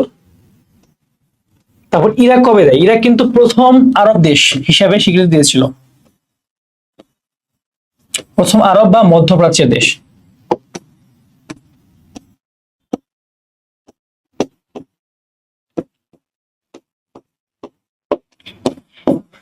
দিয়ে দিয়েছিল 7 আগস্ট 1972। ঠিক আছে, 72 সালের মধ্যে দিয়ে দিয়েছে তারা। ওকে, সো তোমরা যারা ঢাকা ভার্সিটি খ ইউনিটে ভর্তি পরীক্ষা দিবা, আমাদের ক্লাস যদি তোমার ভালো লাগে, তোমরা অবশ্যই আমাদের যে বি ইউনিট কোর্স আছে সেখানে আমাদের সাথে তুমি প্রস্তুতি নিতে পারো। তোমরা যারা ঢাকায় আসার প্ল্যান করছো, তোমাদের বাড়ি অনেক দূরে, ঢাকায় এসে ফার্ম গেটে থাকবা, this is not worth it. ঠিক আছে, এটা নিয়ে তোমাদের সাথে কথাবার্তা বলবো। দেখো এখানে 1971 সালে ভারতীয় জনগণকে একটি অতিরিক্ত কর দিতে হতো, সেই করটির নাম কি? সেটা তো শরণার্থী কর। আমরা আগেই বলেছি যে বাংলাদেশে যে কোটির উপরে মানুষ গিয়ে ভারতে আশ্রয় নিয়েছিল, তাদেরকে কিন্তু এই শরণার্থী করের মাধ্যমে খাবার দাবার দেওয়া হতো। ভারত সরকার এটাকে নিবারণ করতে এইভাবে। তারপর দেখো যে সদরুদ্দিন আগা খান কত সালে শরণার্থী সমস্যাকে জাতিসংঘের এই জন্য একটি মানবিক চ্যালেঞ্জ হিসেবে অভিহিত করেন? সেটা কি? 1971 সালে। ঠিক আছে, 1971 সালে যে শরণার্থী সমস্যাটা, 1971 সালে জাতিসংঘে সবচেয়ে বেশি আলোচিত বিষয় কি ছিল? অবশ্যই ওই টাইমে বাংলাদেশের স্বাধীনতা যে যুদ্ধ হচ্ছিল, মুক্তিযুদ্ধ, সেটাই তো হওয়ার কথা, তাই না? তারপর দেখো যে ভারত কবে বাংলাদেশকে স্বাধীন রাষ্ট্র হিসেবে স্বীকৃতি প্রদান করে? ভারত প্রদান করেছিল কবে? 6 ডিসেম্বর 1971। এবং প্রথম দেশ হিসেবে দিয়েছিল কিন্তু ভুটান। প্রথম দিয়েছিল কি? ভুটান। ভুটানও কিন্তু 6 ডিসেম্বর দিয়েছিল। আর সেকেন্ড হচ্ছে তোমার ছিল ভারত, সেম দিনেই আর একটু আগে পরে। ওকে, তারপর আসো আমরা একটু সামনে যাই। মুক্তিযুদ্ধের সময় ভারতের প্রধানমন্ত্রী কে ছিল? আমরা জানি, সবাই অনেক ছবি লিখেছি, শেখ মুজিব এবং ইন্দিরা গান্ধীর একসাথে হ্যান্ডশেক করছে। ঠিক আছে, সো ইন্দিরা গান্ধী ছিল তৎকালীন প্রধানমন্ত্রী। তারপর দেখেন সাইমন রিং কোন দেশের নাগরিক? তিনি ছিলেন একজন ব্রিটিশ নাগরিক। ঠিক আছে, যুক্তরাজ্যের নাগরিক। ওকে, তিনি কিন্তু অনেক হেল্প করেছেন আমাদেরকে। তিনি হচ্ছে একজন সাংবাদিক ছিল, তিনি অনেক ছবি টবি তুলে সেগুলোকে বহির্বিশ্বে প্রেরণ করেছেন। তারপর দেখো ডেইলি টেলিগ্রাফ পত্রিকার tanks crush regent in Pakistan, এটা কে লিখেছে? এটা তোমার হচ্ছে কার, মানে কার একটা ইয়ে ছিল তোমার ছবি সহ। ঠিক আছে, এটা ছিল সাইমন রিং এরই। ওকে, তিনি কোন দেশের? তিনি আছে ইউকে, যুক্তরাজ্যের। জাতিসংঘের অধিবেশনে বাংলাদেশের যুদ্ধবিরতির প্রস্তাবে সোভিয়েত ইউনিয়ন কতবার ভেটো প্রদান করে? টোটাল 3বার। সোভিয়েত ইউনিয়ন কিন্তু 3বার ভেটো প্রদান করেছিল। ওকে, তারপর দেখো এখানে বিবিসি কোন দেশের সংবাদ মাধ্যম? বিবিসি আমরা সবাই জানি এটা কি যুক্তরাজ্যের বা ইংল্যান্ডের। ওকে, ব্রিটিশ ব্রডকাস্টিং কর্পোরেশন। তারপর দেখো বাংলাদেশের মুক্তি সংগ্রামে শীর্ষ সাময়িকী কোন পৌরসভা থেকে মানে পৌরসভা থেকে তৈরি করা হয়, প্রকাশিত হয়? ঠিক আছে, সেটা ছিল কলকাতা। ঠিক আছে, বাংলাদেশের মুক্তি সংগ্রাম তখন কি কলকাতা, ধরো যে বাংলায় তোমার কই থেকে হতে পারে তখন বাংলা ভাষায়, তো কলকাতায় ছিল সেটা। আগরতলা থেকে না, কুমিল্লাও না, দিনাজপুর না। চীন জাতিসংঘের সদস্যপদ লাভ করার কতদিন পর আবার নিরাপত্তা পরিষদের স্থায়ী আচ্ছা, এখানে একটু ঝামেলা হয়ে গেছে প্রশ্নটা। এটা হচ্ছে তোমার, এটা একটু ইয়ে করো, আপাতত বাদ দিবা। দেখো 1971 সালের 3রা ডিসেম্বরের পরে জাতিসংঘের ভূমিকা কি ছিল? বাংলাদেশের বিপক্ষে ছিল। 3রা ডিসেম্বরের কাহিনী কি? এই দিনে তোমার ভারত পাকিস্তানের মধ্যে কি এয়ার স্ট্রাইক হয়। ঠিক আছে, এরপরে কিন্তু বাংলাদেশের বিপক্ষে চলে গিয়েছিল। দেখো এখানে বাংলাদেশের মুক্তিযুদ্ধে কোন বিশ্ব নেতার অবদান তুলনাহীন? সেটা কি? ইন্দিরা গান্ধী। ইন্দিরা গান্ধী কিন্তু প্রচুর হেল্প করেছে, বিভিন্ন জায়গায় বিভিন্ন ভাবে বাংলাদেশের শরণার্থীদের হেল্প করে, নানান ভাবে তিনি কিন্তু হেল্প করেছিলেন বাংলাদেশকে। হ্যাঁ, তারপর দেখো এখানে সোভিয়েত ইউনিয়ন কি উদ্দেশ্যে জাতিসংঘে প্রস্তাব উপস্থাপন করে? সৃষ্ট ধ্বংসযজ্ঞ বন্ধ করার জন্য। ঠিক আছে, সোভিয়েত ইউনিয়ন চেয়েছিল কি ওই টাইমে যে ধ্বংসযজ্ঞটা সেটা বন্ধ হোক। বাংলাদেশের মুক্তিযুদ্ধের বিষয়ে অনেক আলোচনা এবং সংবাদ প্রকাশিত হয় কোথায়? দেখি আমরা ন্যাশনাল ব্রডকাস্টিং এ, ফক্স, ফিক্স টেলিভিশন যেটা বলছে, ফক্স যেটা বলে, ফক্স টেলিভিশন যেটা বলে, ফক্স নিউজ যেটাকে বলি আমরা, সেটা এটাই। স্টার নিউজ ছিল না, তোমার বই হচ্ছে এগুলো নামই লেখা আছে। সো এটা হবে অ্যান্সার। ওকে, সো তোমরা যারা ঢাকা ভার্সিটি ক্ষয় ইউনিটে ভর্তি পরীক্ষা দিবা, তোমাদের যারা হচ্ছে সামনে তো আসলে প্রস্তুতি নিতে হবে, তোমরা আসলে যারা সম্পূর্ণ ভিডিওটা দেখলে আমাকে জানিয়ে যেও যে একদম ফুল সবগুলো চ্যাপ্টার যারা দেখেছো, ঠিক আছে, একদম শেষ মুহূর্ত পর্যন্ত। সবাইকে অভিনন্দন বা শুভকামনা, তোমরা ভালো মতো এইচএসসি পরীক্ষা দাও। এইচএসসি পরে তোমরা ঢাবি ক্ষয় ইউনিটের জন্য প্রস্তুতি যদি নিতে চাও, আমাদের ক্লাসগুলো করে দেখো। আমাদের ক্লাসগুলো করলে বুঝতে পারবা যে আমরা আসলে কতটুকু এফোর্ট দিই। আমরা চাই কিভাবে একটা কোয়ালিটি এডুকেশনের মাধ্যমে যেতে। আমরা আসলে কোনোভাবে আবেগ বা এরকম কিছু তোমাকে দিতে চাই না। আমরা চাই যে তুমি ভালো করো, তুমি পড়াশোনা করো, পড়াশোনার জন্য তুমি আসো। ঠিক আছে, সবাই ভালো করো, সবার জন্য অনেক অনেক শুভকামনা। ইনশাআল্লাহ তোমরা সবাই খুব ভালো একটা রেজাল্ট করতে পারবে। ঠিক আছে, যদি আমাদের সাথে তুমি বি ইউনিট কোচিংটা করতে চাও, অবশ্যই তুমি আমাদের পেজে নক দিতে পারো, অন্বেষণ। ঠিক আছে, আমাদের পেজটা হচ্ছে অন্বেষণ, ফেসবুক পেজ হচ্ছে কি অন্বেষণ, আর ইউটিউব তো অবশ্যই অন্বেষণ এডু। ইউটিউব আর টিকটক হচ্ছে কি অন্বেষণ এডু। আমাদের টিকটকে কিন্তু অনেকেই ক্লাসগুলো করো, তাই না? তোমরা সবাইকে আমাদের ফেসবুক পেজে অন্বেষণে যেতে পারো এবং আমাদের ইউটিউব চ্যানেল অন্বেষণ এডুতেও ঘুরে আসতে পারো। ধন্যবাদ সবাইকে, আসসালামু আলাইকুম।